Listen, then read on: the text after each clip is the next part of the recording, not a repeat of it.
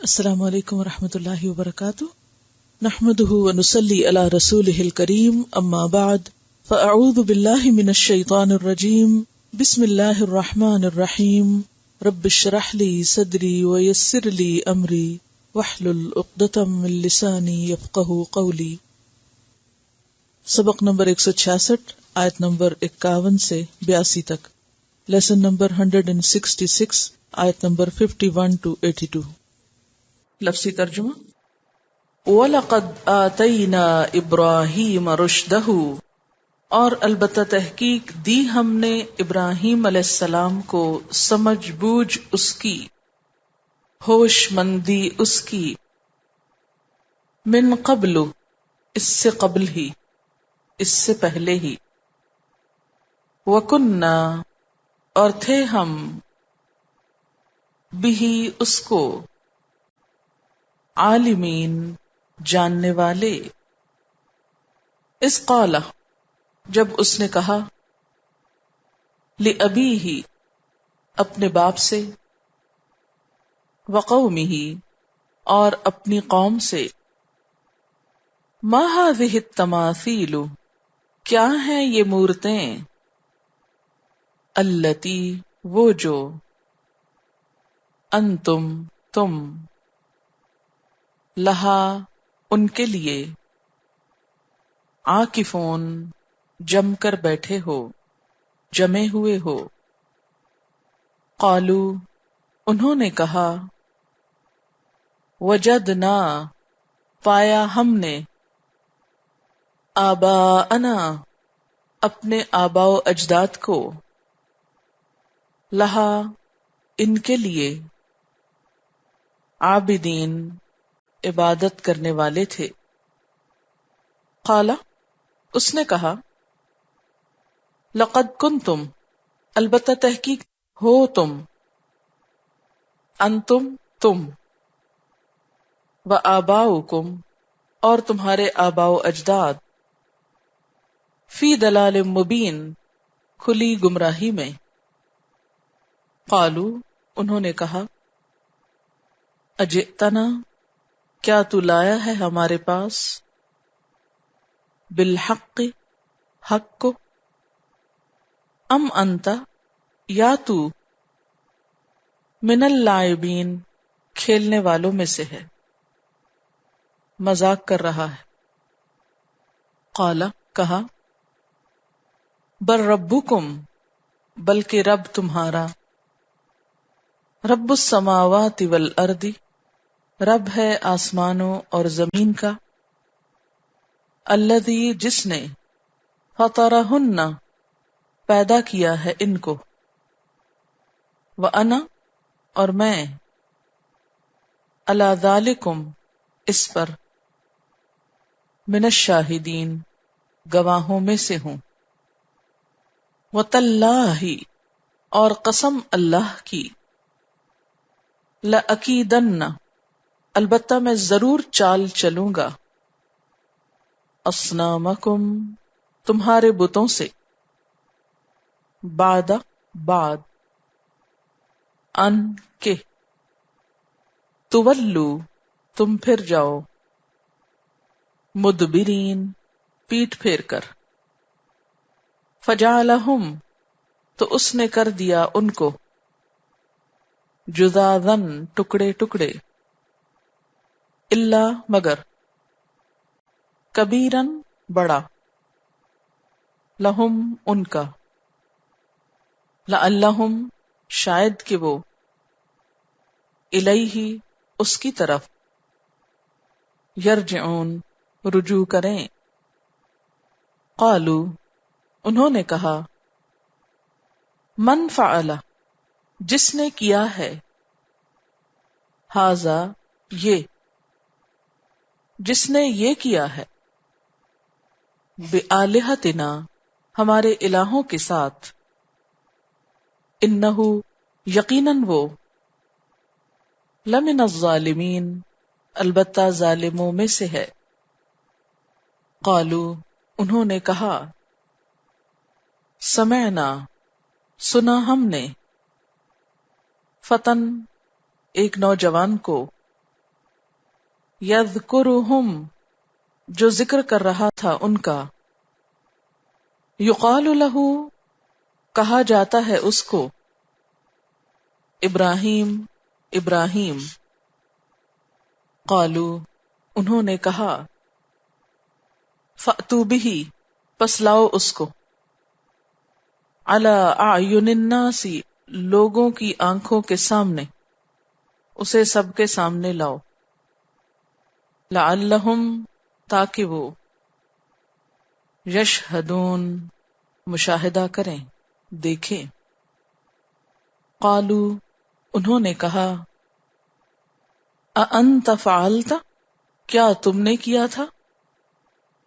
ھذا یہ کام، بآلہتنا ہمارے الہوں کے ساتھ، یا ابراہیم اے ابراہیم، قال کہا، بل بلکہ، فعلہ کیا ہے اس کو، کبیرہم ھذا ان کا بڑا یہ ہے، فاسألوہم پوچھو ان سے، ان کانوا اگر ہیں وہ، ینطقون بولتے، فرجعوا تو وہ پلٹے، الی انفسہم اپنے نفسوں کی طرف، فقالوا تو انہوں نے کہا، انکم بے شک تم، انتم الظالمون تم ہی ظالم ہو،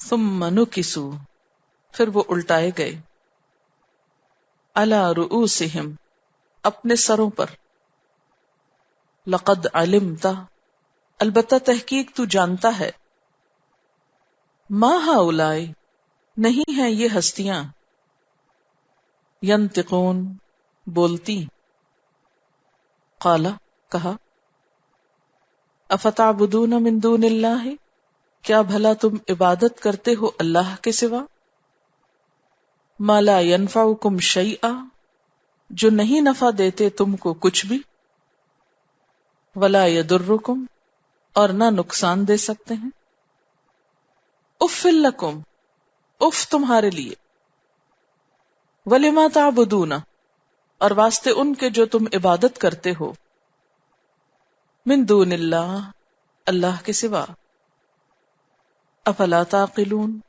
کیا بھلا نہیں تم عقل سے کام لیتے، قالو انہوں نے کہا، حرقوہ جلا ڈالو اس کو، وانصروا اور مدد کرو، آلہتکم اپنے الہوں کی، ان کنتم اگر ہو تم، فاعلین کرنے والے، قلنا کہا ہم نے، یا نارو اے آگ، کونی ہو جا، بردن ٹھنڈی، وسلامن اور سلامتی ہو، علی ابراہیم ابراہیم علیہ السلام پر، وَأَرَادُوا اور انہوں نے ارادہ کیا، بِہِ اس کے ساتھ،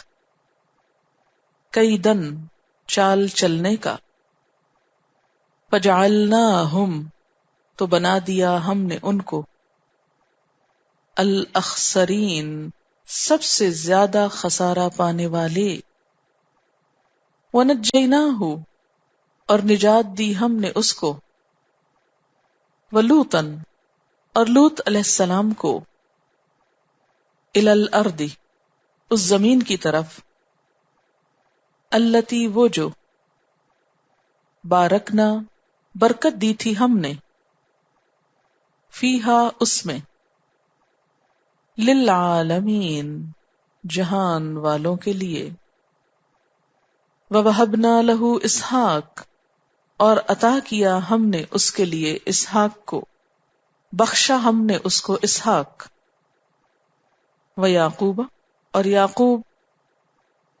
نافلتاً زائد، وَكُلًّا اور سب کو، جعلنا بنایا ہم نے، صالحین نیک، وجعلناہم اور بنایا ہم نے ان کو، ائمتن رہنما،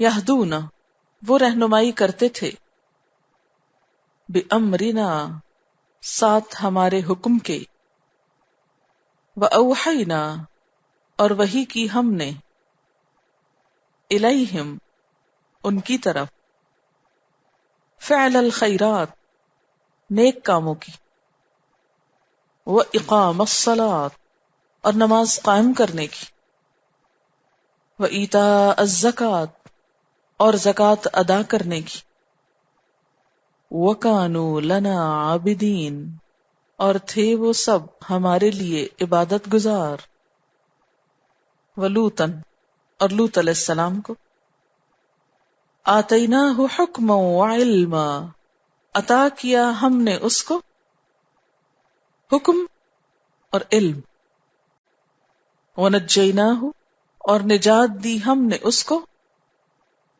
من القریۃ اس بستی سے، التی وہ جو، کانت تھی، تعمل عمل کرتی، الخبائث برے، خبیث، انہم یقیناً وہ، کانو تھے، قوم قوم، سوء بری، فاسقین فاسق، وادخلناہ اور داخل کیا ہم نے اس کو، فی رحمتنا اپنی رحمت میں، انہ یقیناً وہ، من الصالحین نیک لوگوں میں سے تھے، ونوحا اور نوح علیہ السلام کو،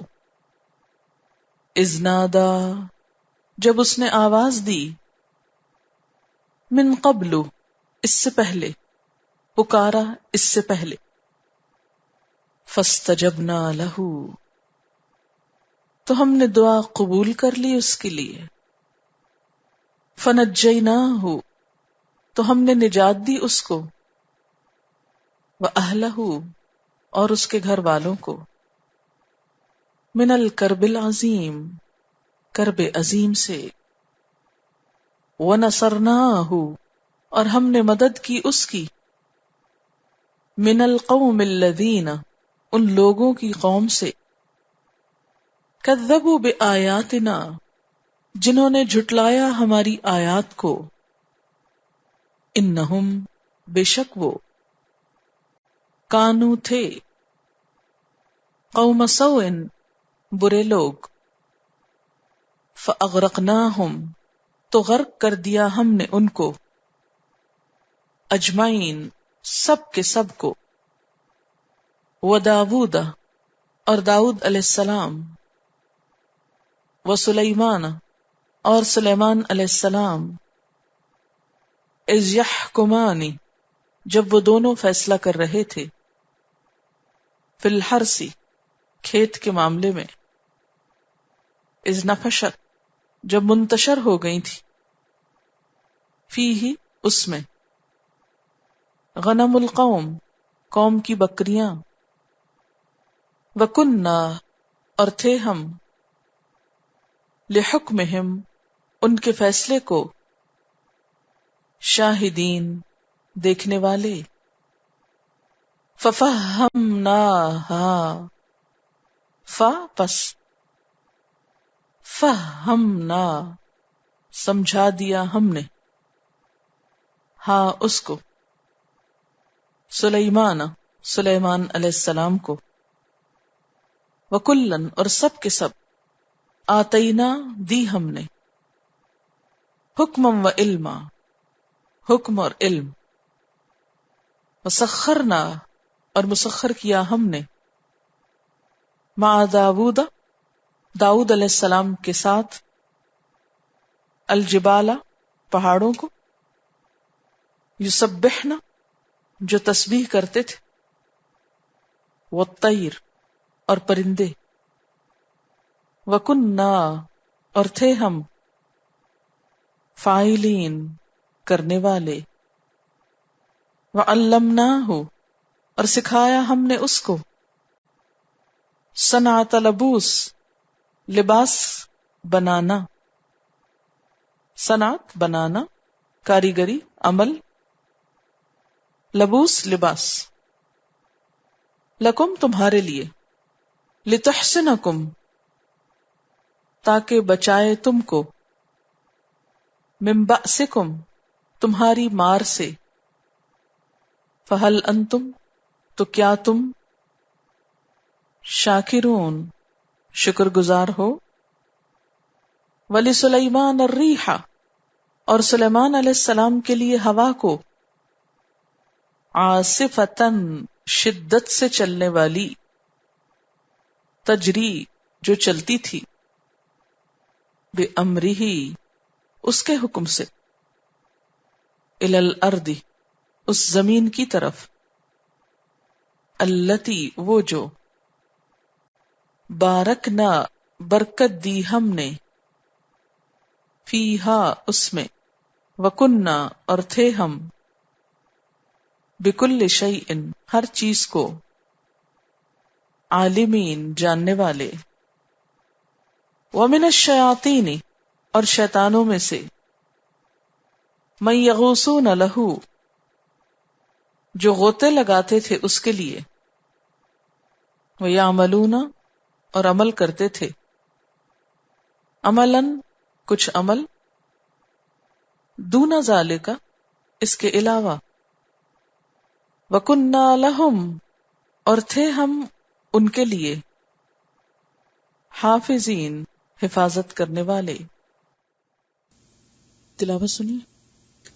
آتینا دی ہم نے، ابراہیم ابراہیم علیہ السلام کو، رشدہ اس کی ہدایت، اس کی سمجھ، رشد کا معنی صلاحیت کے لیے بھی استعمال ہوتا ہے یہ لفظ، دانائی، حسن تدبیر، ہوشیاری، اور دین اور دنیا دونوں کے معاملات کو جاننے کے لیے یا دونوں کے بارے میں سمجھ بوجھ۔ پیچھے آپ پڑھ چکے ہیں کہ یتیم بچوں کو ان کا مال کب سپرد کیا جائے، ان کے حوالے کب کیا جائے، فَإِنْ آنَسْتُمْ مِنْهُمْ رُشْدًا جب تم ان کے اندر سمجھداری پاؤ، ہوشیاری پاؤ، صلاحیت پاؤ۔ تو ہم نے ابراہیم علیہ السلام کو رشد عطا کی تھی، من قبل اس سے پہلے۔ کس سے پہلے؟ ایک معنی تو اس کا یہ کیا جاتا ہے کہ موسیٰ اور ہارون علیہم السلام سے پہلے، یعنی وہ آپ دونوں سے پہلے گزرے تھے۔ پیچھے چونکہ ذکر آ رہا ہے ان دو پیغمبروں کا، تو پھر من قبل سے مراد ان پیغمبروں سے قبل، ان کو بھی ہم نے یہ سب عطا کیا تھا۔ دوسرا معنی کیا جاتا ہے بچپن میں ہی، یعنی بالغ ہونے سے پہلے، جیسے حضرت یحییٰ علیہ السلام کے لیے آتا ہے وَآتَيْنَاهُ الْحُکْمَ صَبِيًّا کہ ہم نے ان کو بچپن سے ہی سمجھ بوجھ دے دی تھی۔ اور ایک معنی یہ بھی کیا جاتا ہے کہ نبی بننے سے پہلے۔ نبوت تو ایک خاص عمر میں ملتی ہے پیغمبروں کو، لیکن اس عمر تک پہنچنے سے پہلے ہی ہم نے ان کو سمجھ بوجھ دے رکھی تھی، یعنی خوب سمجھدار تھے۔ وَكُنَّا بِهِ عَالِمِينَ اور تھے ہم ساتھ اس کے جاننے والے۔ عالمین عالم کی جمع ہے، اور عالم فاعل کے وزن پر جاننے والے کو کہتے ہیں، علم رکھنے والے کو۔ تو ہم اس کے بارے میں جانتے تھے، علم رکھتے تھے کہ وہ رشد کا اہل تھا اور وہ نبوت کا حق خوب ادا کرے گا۔ اذ قال لأبیہ وقومہ جب اس نے کہا اپنے باپ اور اپنی قوم سے۔ والد خواہ کیسا بھی ہو، ہر انسان کے لیے ایک بڑا مقام رکھتا ہے، اور اپنے سے بڑے سے بات کرنا ایک معنی رکھتا ہے، اور پھر قوم افراد کا مجموعہ ہوتی، تو ایک گروہ سے یعنی ایک شخص سے بات کرنا بھی بعض اوقات مشکل ہوتا ہے، اور کہاں یہ کہ پوری قوم سے بات کرنا۔ تو ابراہیم علیہ السلام کی سمجھداری اور رشد کا اندازہ اس بات سے لگائیں کہ انہوں نے اپنے والد اور اپنی قوم سب سے ایک بات کی جو کہ حقیقت پہ مشکل بات تھی، لیکن اپنی خدا داد اللہ کی دی ہوئی حسن تدبیر کی وجہ سے، رشد کی وجہ سے انہوں نے حق کا پیغام دیا، اپنے سے بڑے اور اپنے سے زیادہ لوگوں کو بات پہنچا دی۔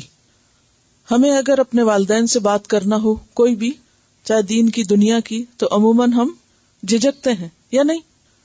ایک قدرتی جھجک ہوتی، یا پھر یہ کہ اپنے سارے خاندان برادری سے کوئی بات کرنی ہو جب وہ کسی خاص موقع پہ، مثلاً کسی شادی پہ اکٹھے ہیں یا کسی اور جگہ پر، تو کیا ہوتا ہے؟ جھجک ہوتی ہے۔ تو یہاں ابراہیم علیہ السلام حق کا پیغام پہنچانے میں جھجکتے نہیں، نہ کسی کی بڑائی اور نہ کسی کی کثرت انہیں خوف میں مبتلا نہیں کرتی، اور یہی چیز ان کے سمجھدار ہونے اور ان کے میچور ہونے کی علامت تھی۔ اذ قال لأبیہ وقومہ، جب انہوں نے اپنے والد اور اپنی قوم سے کہا، کیا کہا؟ ما هذه التماثیل، یہ کیا مورتیاں ہیں؟ تماثیل کا لفظ تمثال کی جمع ہے۔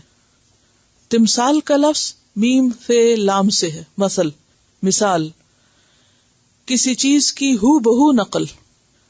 تمثال کہتے ہیں کسی چیز کی ہو بہو نقل، اور خاص طور پر وہ صورت جو ہاتھ سے بنائی جائے، ہاتھ سے بنائی ہوئی تصویر۔ اور مراد یہاں کیا ہے؟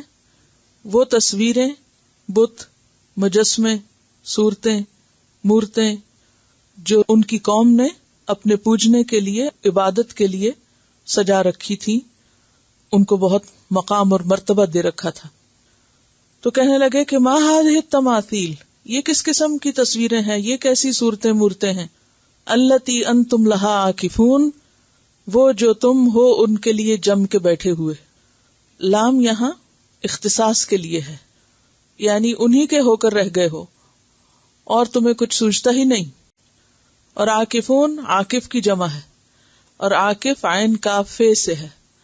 عکوف کہتے ہیں یکسوئی اور انہماک سے لو لگانا، یعنی کسی چیز کی طرف پوری طرح متوجہ ہو جانا، جم کے لگ کے کوئی کام کرنا، لیکن خاص طور پر عبادت اور پوجا وغیرہ کے لیے آتا ہے۔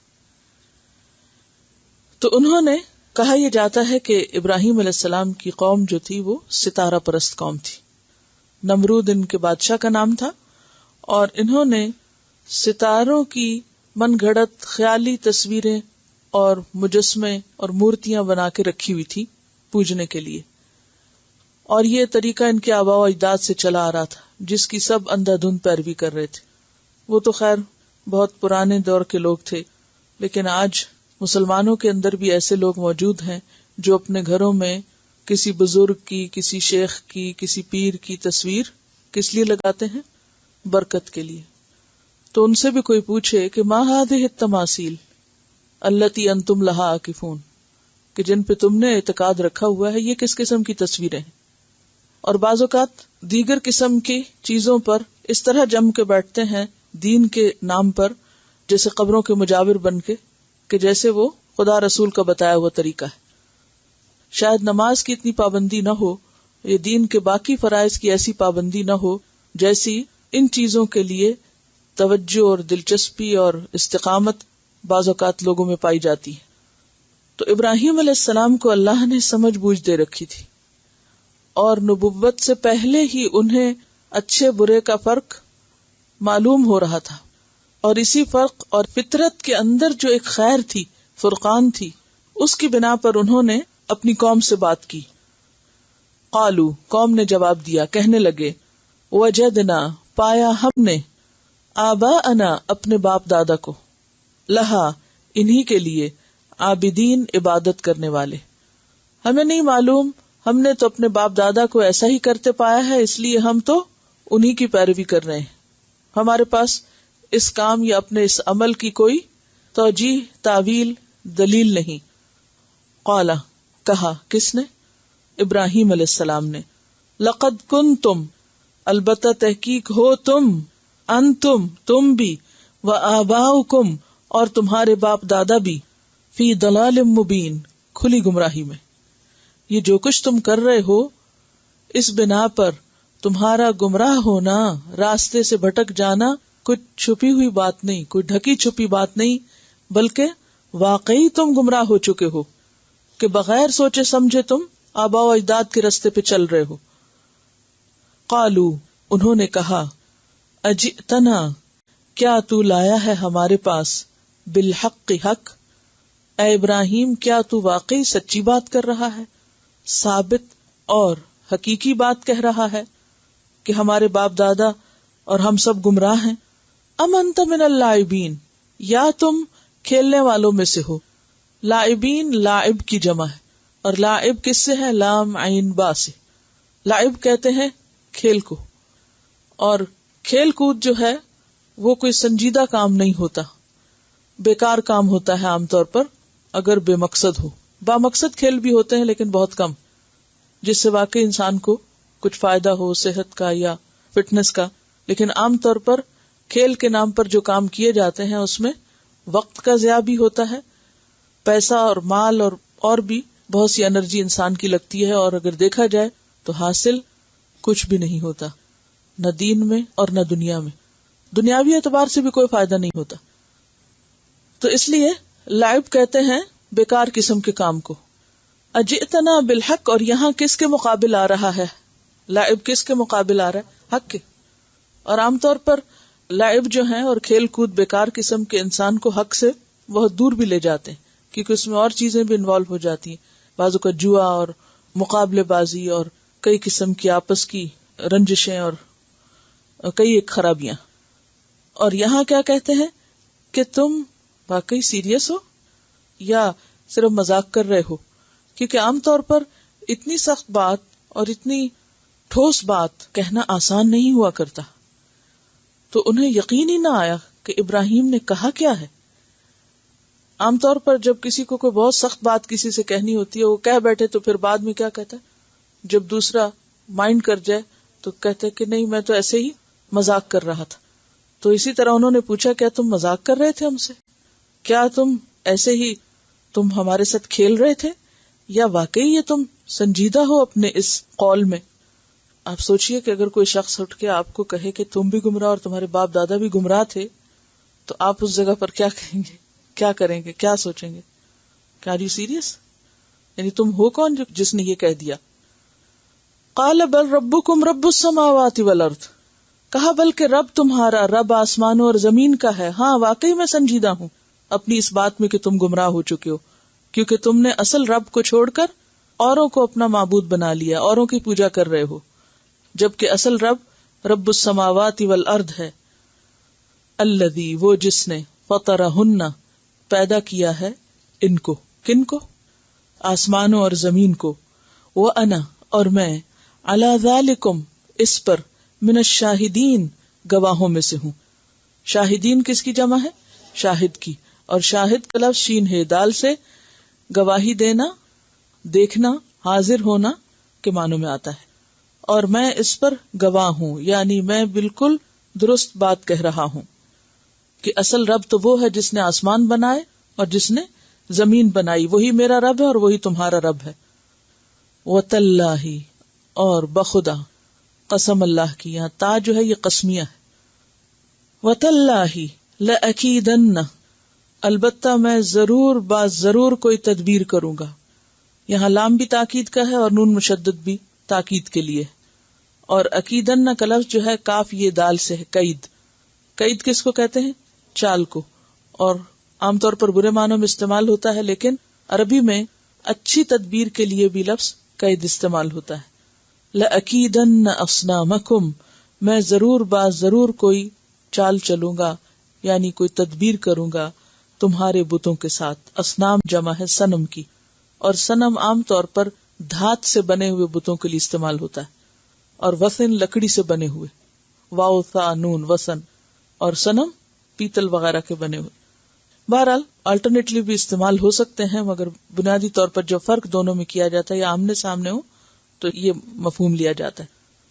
تو یہاں یہ کہ میں تمہارے ان بتوں کے ساتھ ضرور کوئی نہ کوئی تدبیر کروں گا، یعنی ان کو توڑنے کی اور ان کو ختم کرنے کی. چونکہ یہ ایک مشکل کام تھا، کوئی آسان کام نہیں تھا، اور ایسا کام جس پر پوری کی پوری قوم متفق تھی.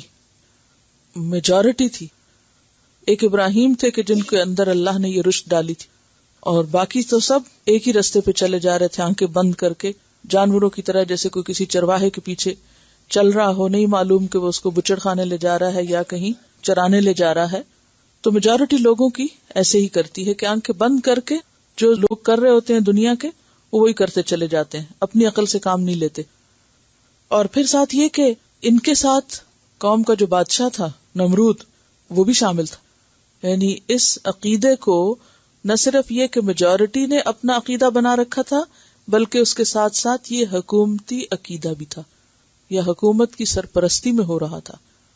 اس سب کو چیلنج کرنا آسان نہیں تھا، کوئی معمولی کام نہیں تھا. اس لیے ابراہیم علیہ السلام نے کیا کہا کہ میں تدبیر کروں گا. اس سے کیا پتہ چلتا ہے کہ جب کوئی اہم کام کرنا ہو تو اس سے پہلے کیا کرنا چاہیے؟ پلاننگ کرنی چاہیے. ہمارے ہاں مسلمانوں میں عموماً پلاننگ کا شعور نہیں، جو بات دل میں آئی کر گزرے بغیر کسی تدبیر کے. یہاں بظاہر ایسے لگتا ہے جیسے ابراہیم علیہ السلام صرف جذباتی ہو رہے تھے، اور شاید جذبات میں آ کے انہوں نے ایک فیصلہ کر لیا اور ایک ایموشنل ریاکشن تھا ان کا، اور پھر انہوں نے ایک جذباتی سی بات کر دی. نہیں، بلکہ کیا کہا کہ میں تدبیر کروں گا. بعد ان تولوا مدبرین، بعد اس کے کہ تم چلے جاؤ گے، پھر جاؤ گے، مدبرین پیٹ پھیر کر. مدبرین جمع ہے کس کی؟ مدبر کی. اور مدبر کا لفظ دال بے رے سے ہے، اور دبر کہتے ہیں پیٹھ کو.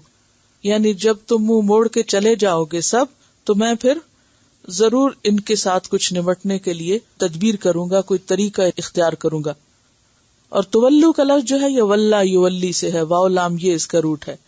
بعد اس کے کہ تم چلے جاؤ گے منہ پھیر کر جشن منانے، تو پیچھے سے میں یہ کام کروں گا. ویسے تو آپ دیکھیں کہ جو بھی مندر یا بت خانے وغیرہ ہوتے ہیں وہاں مجاور دن رات موجود ہوتے ہیں، وہ ایسی جگہوں کو تنہا نہیں چھوڑتے. لیکن بعض مقامات یا بعض اوقات ایسے ہوتے ہیں کہ جس میں اگر پوری قوم اجتماعی طور پر کوئی ایسا جشن منا رہی ہے تو پھر ساری جگہ خالی ہو جاتی ہیں. یعنی ایک ایسی نیشنل ہالیڈے ہوتی ہے جب سب کچھ ہی بند ہو جاتا ہے. تو کہا یہ جاتا ہے کہ ابراہیم علیہ السلام نے تدبیر یہی کی تھی کہ جب ساری قوم جشن منانے میں مصروف ہوگی تو پیچھے سے ان بتوں کی خبر لوں گا. یعنی ان کے سامنے ہی اٹھ کے وہ سب کچھ نہیں کرنے کا سوچا تھا، بلکہ پیچھے سے. موسیٰ علیہ السلام نے بھی کس چیز کا انتخاب کیا تھا؟ یوم الزینہ کا، جشن کے دن کا. ابراہیم علیہ السلام نے بھی اپنا کام کرنے کے لیے اسی کا انتخاب کیا. وجہ کیا تھی؟ تاکہ اکثریت تک پیغام پہنچ جائے. فجعلہم، اب قوم چلی گئی، سب لوگ چلے گئے. فجعلہم، تو اس نے کر دیا ان کو. کن کو؟ بتوں کو. کیا کر دیا؟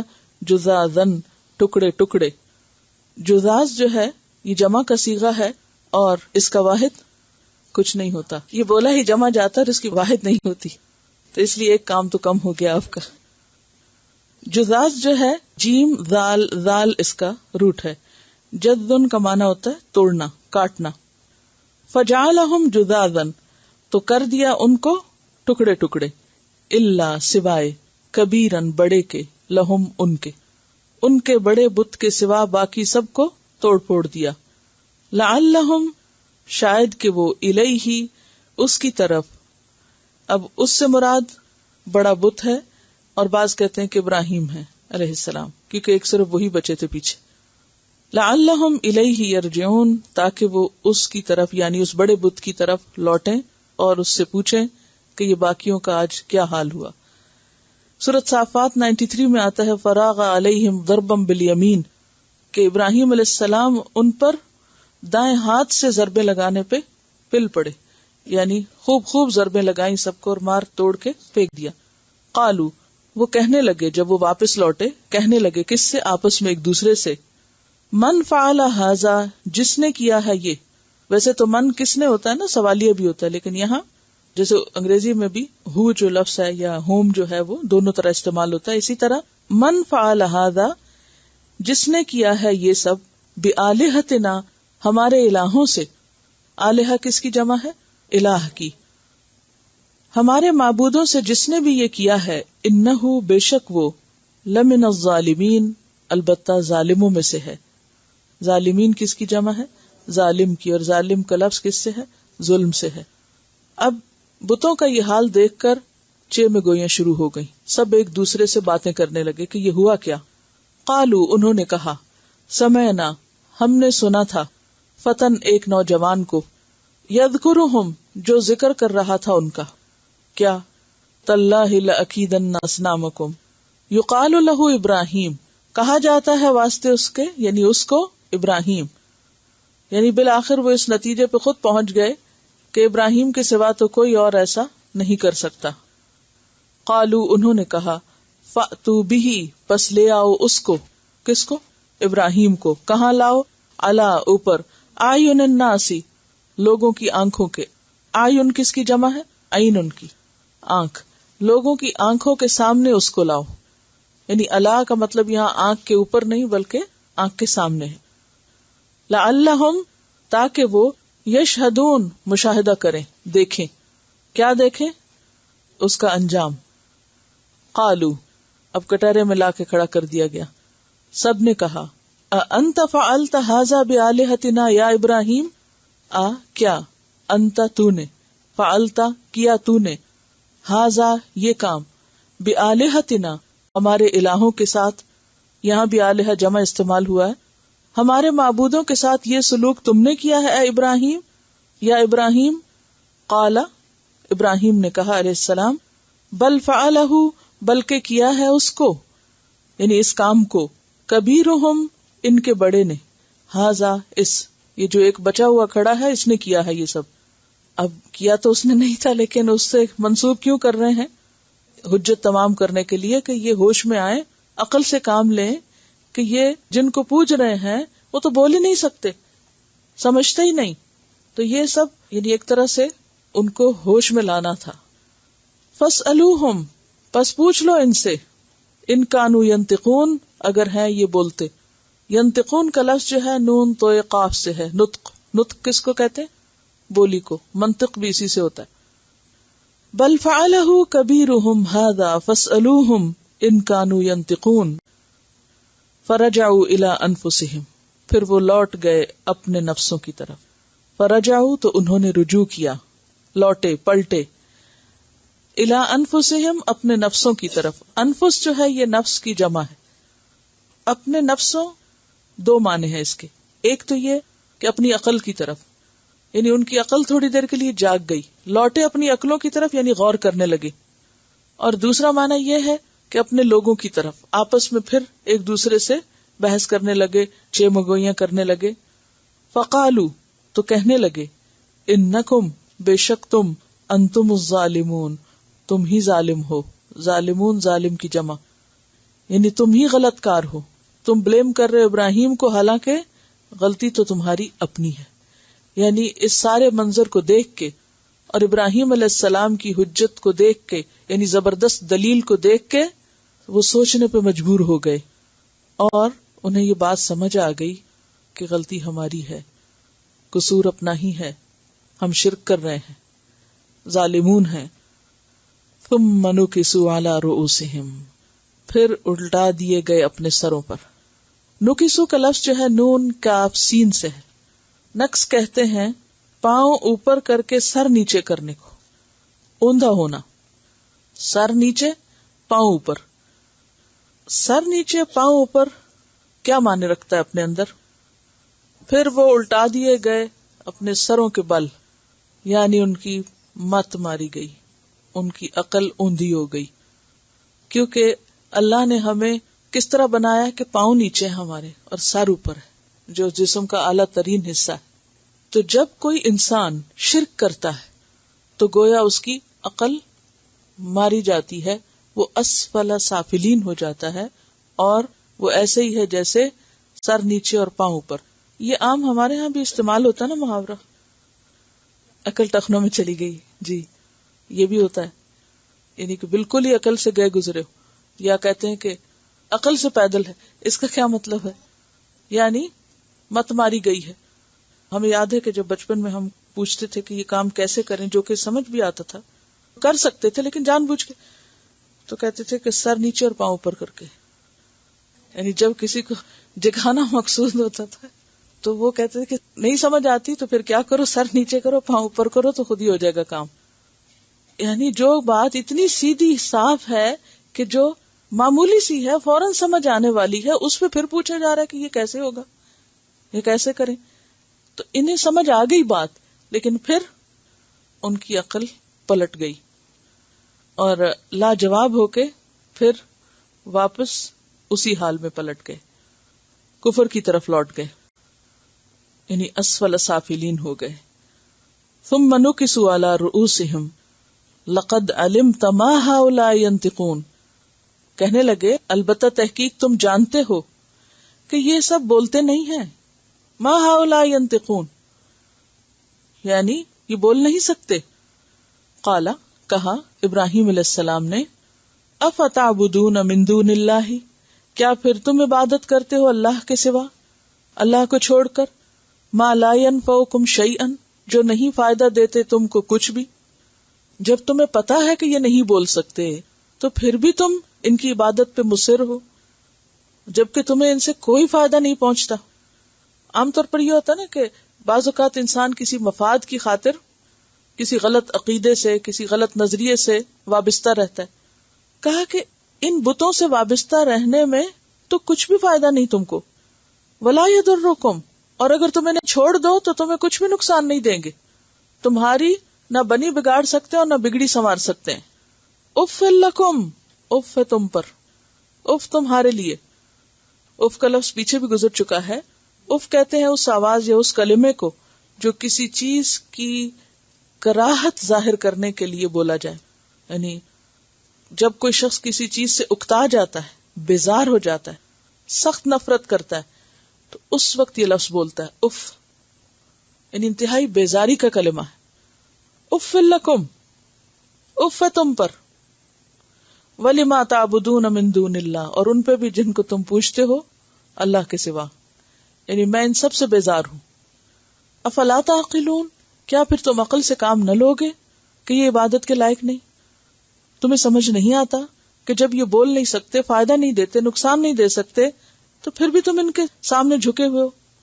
لیکن اب چونکہ ان کی عقل ماری گئی تھی لہذا جواب نہ دے سکے اور انتقام پہ تل گئے. ایسا کب ہوتا ہے؟ فرسٹریشن کی وجہ سے. آپ دیکھیں گے کہ ہمیشہ بات میں، کلام میں، غصے میں وہ شخص آتا ہے جو لاجواب ہو، جس کے پاس دلیل ہو. وہ کسی کی بات کے مقابلے میں دلیل استعمال کرنے کو زیادہ انجوائے کرتا ہے، اور وہ دلیل استعمال کرتا ہے. وہ فرسٹریٹ نہیں ہوتا، وہ غصے کا اظہار نہیں کرتا، وہ چیخنے چلانے پہ نہیں اتر آتا، وہ دھمکیاں نہیں دینے لگتا، کیونکہ اس کے پاس دلیل ہوتی. دلیل جو ہے دھمکی سے، غصہ دکھانے سے اور کسی بھی تشدد سے زیادہ بڑی قوت ہوتی. سمجھ رہے؟ دلیل کی قوت، عقل کی قوت کسی بھی اور قوت سے بڑی قوت ہے. انسان کو ملنے والی جتنی بھی نعمتیں، ان میں افضل ترین نعمت عقل کا استعمال ہے. لیکن جو شخص عقل سے عاری ہو یا عقل استعمال نہ کرے تو وہ عام طور پر کیا استعمال کرتا ہے؟ غضب، وہ غصہ استعمال کرتا ہے، وہ ہاتھ استعمال کرتا ہے، وہ تشدد پہ اتر آتا ہے. تو آج آپ دیکھیں کہ جو بھی قومیں یا جو بھی لوگ تشدد استعمال کرتے ہیں دلیل کے مقابلے میں، وہ اس لیے عام طور پر کہ دلائل جاننے کے لیے وقت اور محنت لگتا ہے، علم حاصل کرنا پڑتا ہے، دماغ کھپانا پڑتا ہے. یہ ذرا طویل اور مشقت طلب کام ہوتا ہے. اس کے برعکس غصے میں آ کے ہاتھ چلانا بہت آسان کام ہوتا ہے، وہ ہر ایک کر سکتا ہے. وہ تو آپ گدھے کے پاس سے گزرے وہ بھی دلتی مار دے گا. تو یہ بالکل ناسمجھی کی بات ہوتی ہے کہ انسان دلیل کے مقابلے میں کس پہ اتر آئے؟ مار دھاڑ پہ اتر آئے. دیکھیے، علم صرف کتابیں پڑھنے کا نام نہیں ہوتا، اصل چیز حکمت ہے. اور دلیل کا استعمال جب کسی کے پاس چاہے کوئی بھی ہو، یعنی اس سے مراد صرف دنیاوی کاموں کے لیے علم استعمال کرنا نہیں ہے، جب کسی کے پاس بھی دلیل نہیں ہوتی کوئی، یا کوئی جواز نہیں ہوتا، یا کوئی جائز طریقہ نہیں ہوتا، تو وہی ناجائز طریقے اختیار کرتا ہے. جس کے پاس جائز طریقہ ہو وہ ایسے کام نہیں کرتا. تو قالو حرقوہ، یعنی کوئی بھی ہو، عام گھریلو زندگی میں بھی آپ دیکھ لیں تشدد سے کون کام لیتے ہیں؟ جی، جو عقل استعمال نہیں کرتے. اب مثلاً اگر بچے مثلا تنگ کریں تو جو سمجھدار ماں ہوتی وہ کیا کرتی ہے؟ وہ وجہ معلوم کرنے کی کوشش کرتی ہے کہ بھی بچے کو مسئلہ کیا ہے. بعض ماں کو میں نے دیکھا ہے کہ بالکل معصوم دودھ پیتے چھوٹے بچوں تک پہ تشدد کر رہی ہوتی ہیں، اور بعض اوقات بچوں کو بےچاروں کو خبر ہی نہیں ہوتی کہ انہیں مار کس لیے پڑ رہی ہے. کبھی پبلک پلیسز پہ آپ دیکھیں، مجھے حرم کے اندر ایسے نظارے دیکھنے کا اتفاق ہوا ہے کہ بالکل چھوٹے چھوٹے بچوں کو یعنی اتنا مارا جا رہا تھا کہ مجھے حیرت ہوتی ہے کہ ان بچوں کو تو سمجھ بھی نہیں کہ مار پڑ کس چیز پہ رہی ہے. یہ بتا رہی ہے کہ کسی مال کے سامنے کیمرہ لگا ہوا تھا اور کسی ماں نے بچے کو مار کے گاڑی میں ڈالا، تو سب کچھ ریکارڈ ہو گیا، تو بعد میں اس کو چارج کیا گیا. یعنی کہ یہ بہت کامن پریکٹس ہو گئی ہے. کسی نے سوال بھی کیا تھا کہ کیا اپنے بچوں کو اور چھوٹے بچوں کو مارنا بھی ظلم ہے؟ تو اس میں آپ دیکھیے کہ 7 سال کی عمر تک تو نماز کے لیے بھی مارنے کی اجازت نہیں. ہاں 10 سال کے ہو جائیں تو پھر آپ ڈسپلن سکھانے کے لیے اگر کسی بات پر، جبکہ ان کی سمجھ بھی بیدار ہو چکی ہوتی ہے، تو پھر رخصت ہے مارنے کی. لیکن اس سے پہلے جبکہ وہ چھوٹے ہیں، ان کی ابھی عقل پوری طرح میچور ہی نہیں ہوئی، انہیں اچھے برے کا اتنا فرق ہی نہیں پتا، تو بات کی بجائے ہاتھ چلانا اور مارنا پیٹنا جو ہے یہ ظلم میں شمار ہوتا ہے. دیکھیے قرآن پاک میں جو بھی قصہ آتا ہے یا جو بھی سچویشن آتی ہے، اس کے مطابق ہمیں اپنی ذاتی زندگیاں اور اپنی جو معاملات ہیں ان کو بھی پرکھنے اور درست کرنے کی ضرورت ہے. تو یہاں ہم دیکھتے ہیں کہ ابراہیم علیہ السلام تو انہیں دلائل دے رہے تھے، تو وہ آگے سے کوئی جواب نہیں دے پا رہے تھے.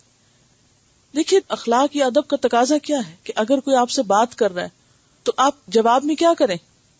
بات کریں یا ہاتھ چلائیں؟ بات کریں.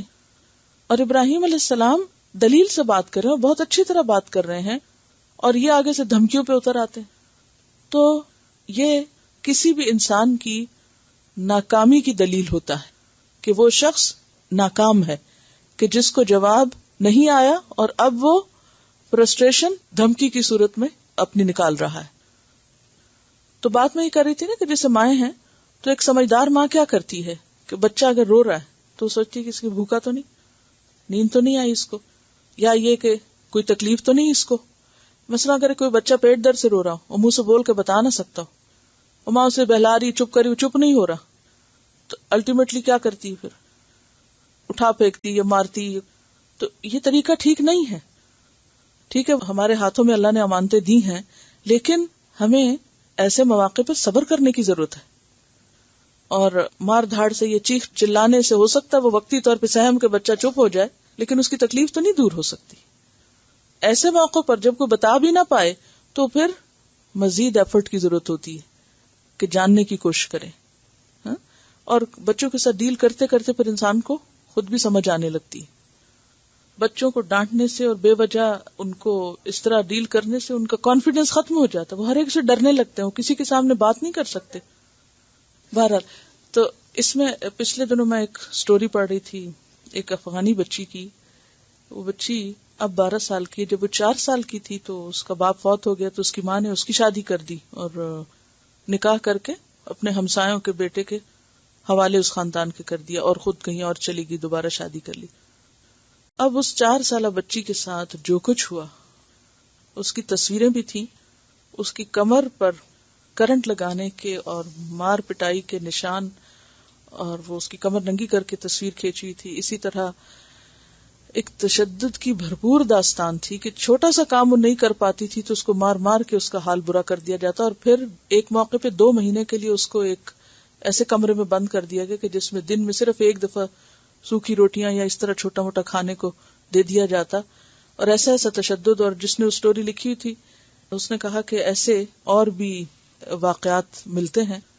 تو میں سوچتی ہوں کہ عرش کانپ جاتا ہوگا اس ظلم پر، کیونکہ ظلم جو ہے وہ اللہ تعالیٰ کو یعنی کہ سخت ناگوار ہے. کہتے ہیں کہ کفر کے ساتھ کوئی حکومت چل سکتی ہے، ظلم کے ساتھ نہیں چل سکتی. یعنی اللہ تعالیٰ ظلم کو برداشت نہیں کرتا، اور ظلم جو ہے وہ دنیا اور آخرت میں انسان کے لیے خسارے کا سبب ہے. اور بہرحال وہ ایک بہت ہی طویل سٹوری تھی. لیکن یہ ہے کہ افسوس یہ کہ مسلمانوں کے اندر سے بھی اس چیز کا احساس ختم ہو گیا، کیونکہ خدا کا خوف ہی نہیں رہا. تو پھر باہر کی ادھر کی فرسٹریشن جو ہے وہ بعض اوقات اپنے ہی بچوں کے اوپر انسان نکالتا ہے.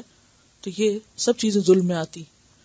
کیونکہ جو بچے بریلینٹ ہوتے ہیں، جنہوں نے کچھ کرنا ہوتا ہے، وہ بچپن سے ہی عام بچوں کی نسبت زیادہ، عام بچے ہوتے ہیں کھیل کھلونے سے بہلاؤ کسی بھی چیز سے تو بہل جاتے ہیں، لیکن جو ذہین یا زیادہ ذہین بچے ہوتے ہیں وہ ان کو بہت ہی سمجھ سے پالنا پڑتا ہے.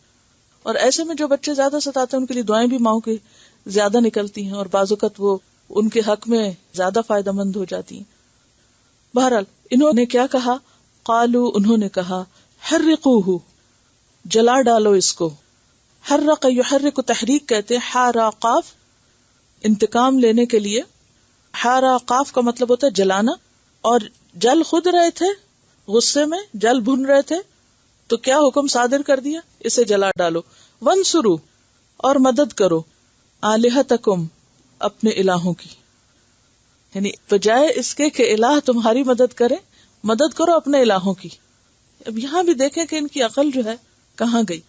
ان کنتم فاعلین، اگر تم کچھ کرنے والے ہو، اگر تم کرنے والے ہو تو پھر یہی کرو. یہاں تو صرف حرقو آیا ہے، اور سورۃ العنکبوت آیت 24 میں قتل کرنے کا بھی آیا ہے. فما کان جواب قومہ، تو نہ تھا جواب اس کی قوم کا، الا ان قالوا اقتلوہ او حرقوہ، یعنی اور کوئی جواب نہ بن پایا تو یہی کہا کہ اس کو قتل کر دو یا جلا ڈالو. اور پھر بالآخر انہوں نے بہت بڑا الاؤ تیار کر لیا، بہت بڑی آگ جلائی. کہتے ہیں کہ پوری قوم جو تھی وہ لکڑیاں اکٹھے کرنے پر لگ گئی. اور روایات میں یہ بھی آتا ہے کہ باپ بھی انہی میں شامل تھا، باپ بھی ان لوگوں میں شامل تھا جو ابراہیم کو جلانے کے لیے لکڑیاں جمع کر رہے تھے. سورۃ صافات 97 میں آتا ہے، قالوا ابنوا له بنیانا فالقوه فی الجحیم، کہ بناؤ اس کے لیے ایک عمارت اور ڈال دو اس کو جہیم میں، بھڑکتی آگ کے الاؤ میں. یعنی بہت بڑی بھٹی بنا کے اور خوب لکڑیاں اس میں اکٹھی کر کے جیسے جہنم ہو، جہیم کا لفظ استعمال کر، القوہ فی الجحیم، اور اس میں ڈالو ابراہیم کو اور آگ بھڑکاؤ.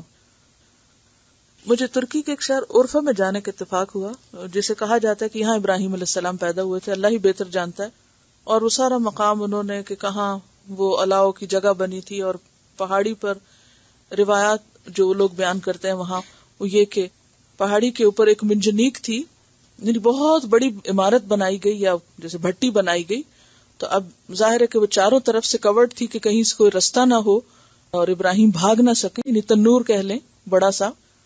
تو پھر ان کو اوپر سے پھینکا گیا تھا اور اس کی دیواریں بھی خوب اونچی تھی.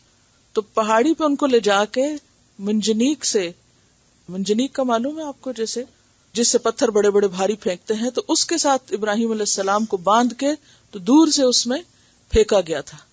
کیونکہ پہلے آگ بھڑکائی گئی، کیونکہ بھڑکتی ہوئی آگ میں وہ خود کیسے اندر لے کے جاتے ان کو، تو اوپر سے ان کو اس میں پھینکا گیا.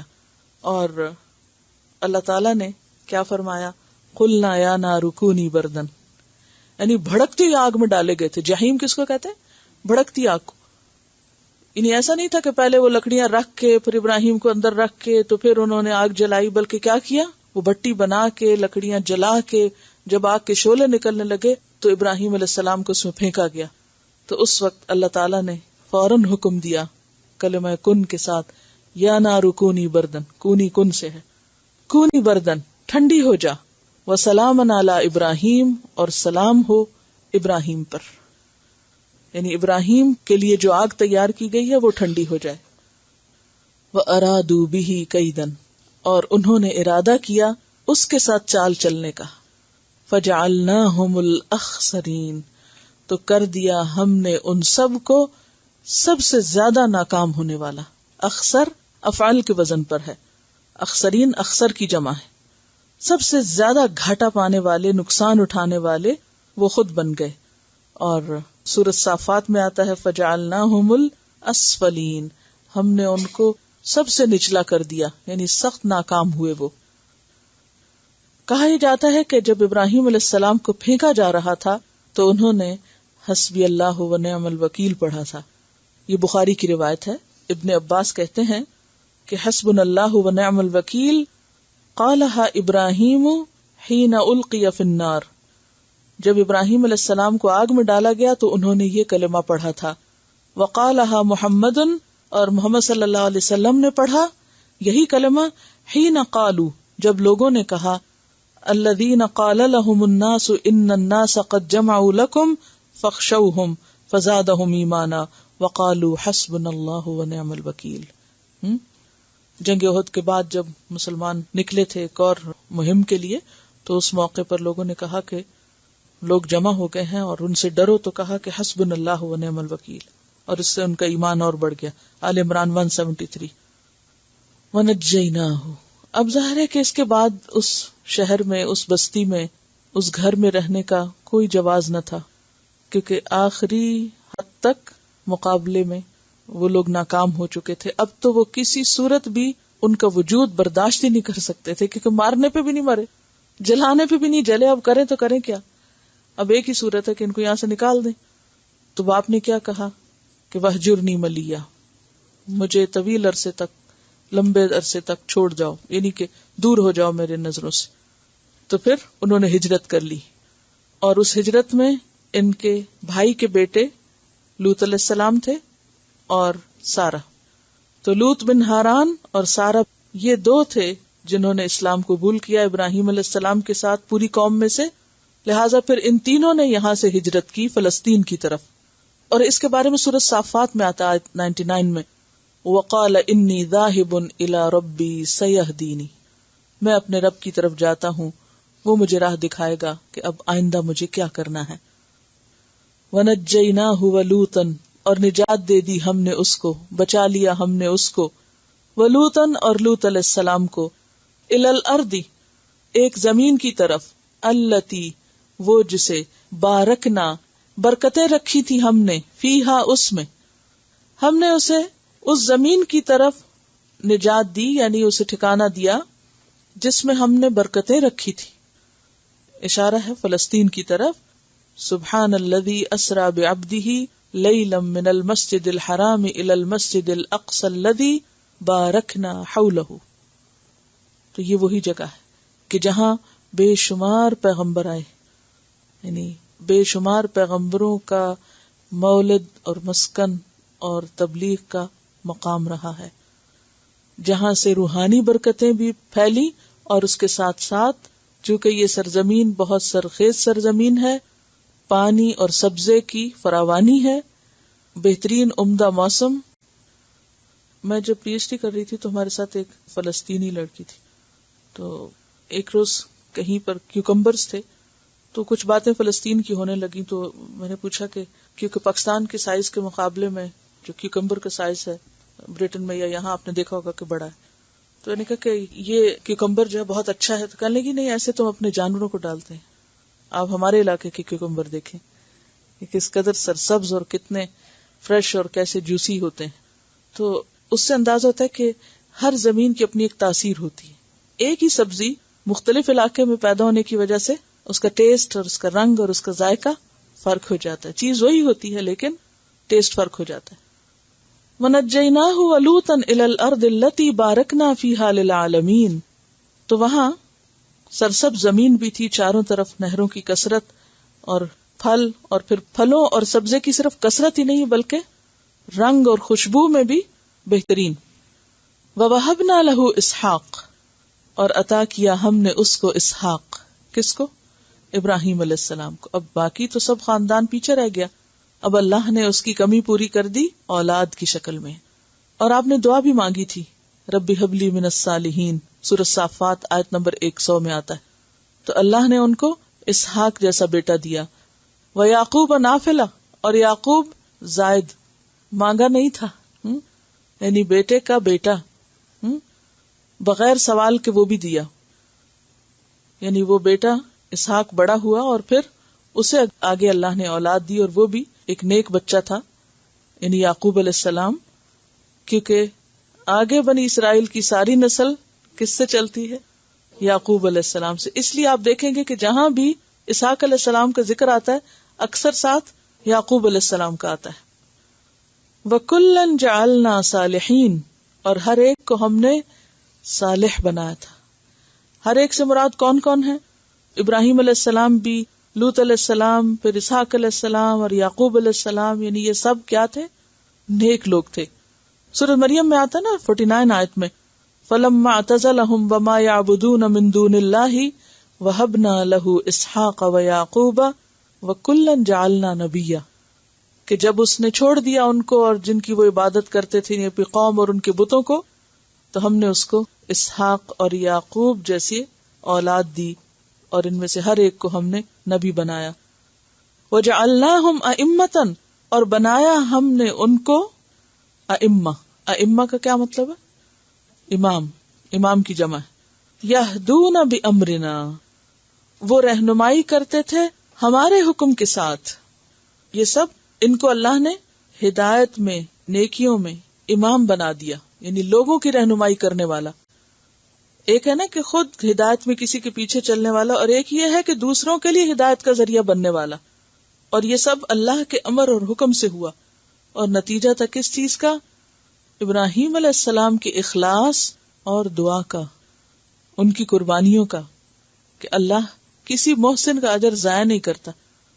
جتنا بڑا امتحان ہوتا ہے، جتنا بڑا چیلنج ہوتا ہے، انعام بھی اتنا بڑا ہوتا ہے۔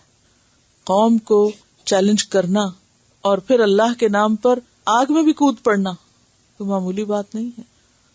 کتنے لوگ ایسے ہو سکتے ہیں کہ جو اتنے بڑے امتحان پہ ثابت قدم رہے اور وہ کہیں کہ جو کہہ رہا ہوں یہی سچ ہے، یہی حق ہے، اس سے ادھر ادھر نہیں ہونا مجھ کو، خواہ کتنا ہی بڑا نقصان کیوں نہ ہو، خواہ جان ہی چلی جائے۔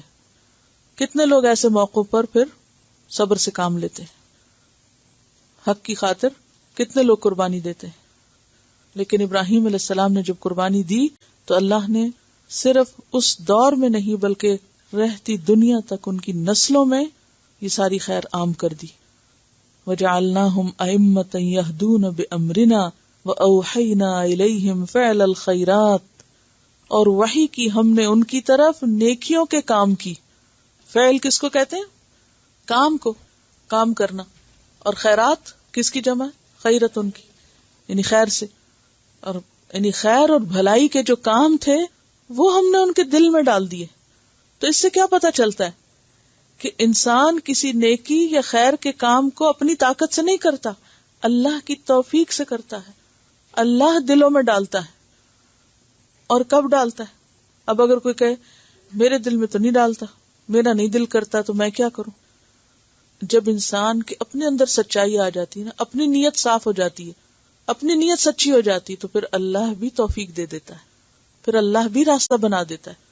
اور جب تک ہماری اپنی مرضی نہیں ہوتی تو اللہ تعالیٰ بھی راستہ نہیں کھولتا۔ تو اللہ نے ان کی اولاد کو بھی امام بنایا۔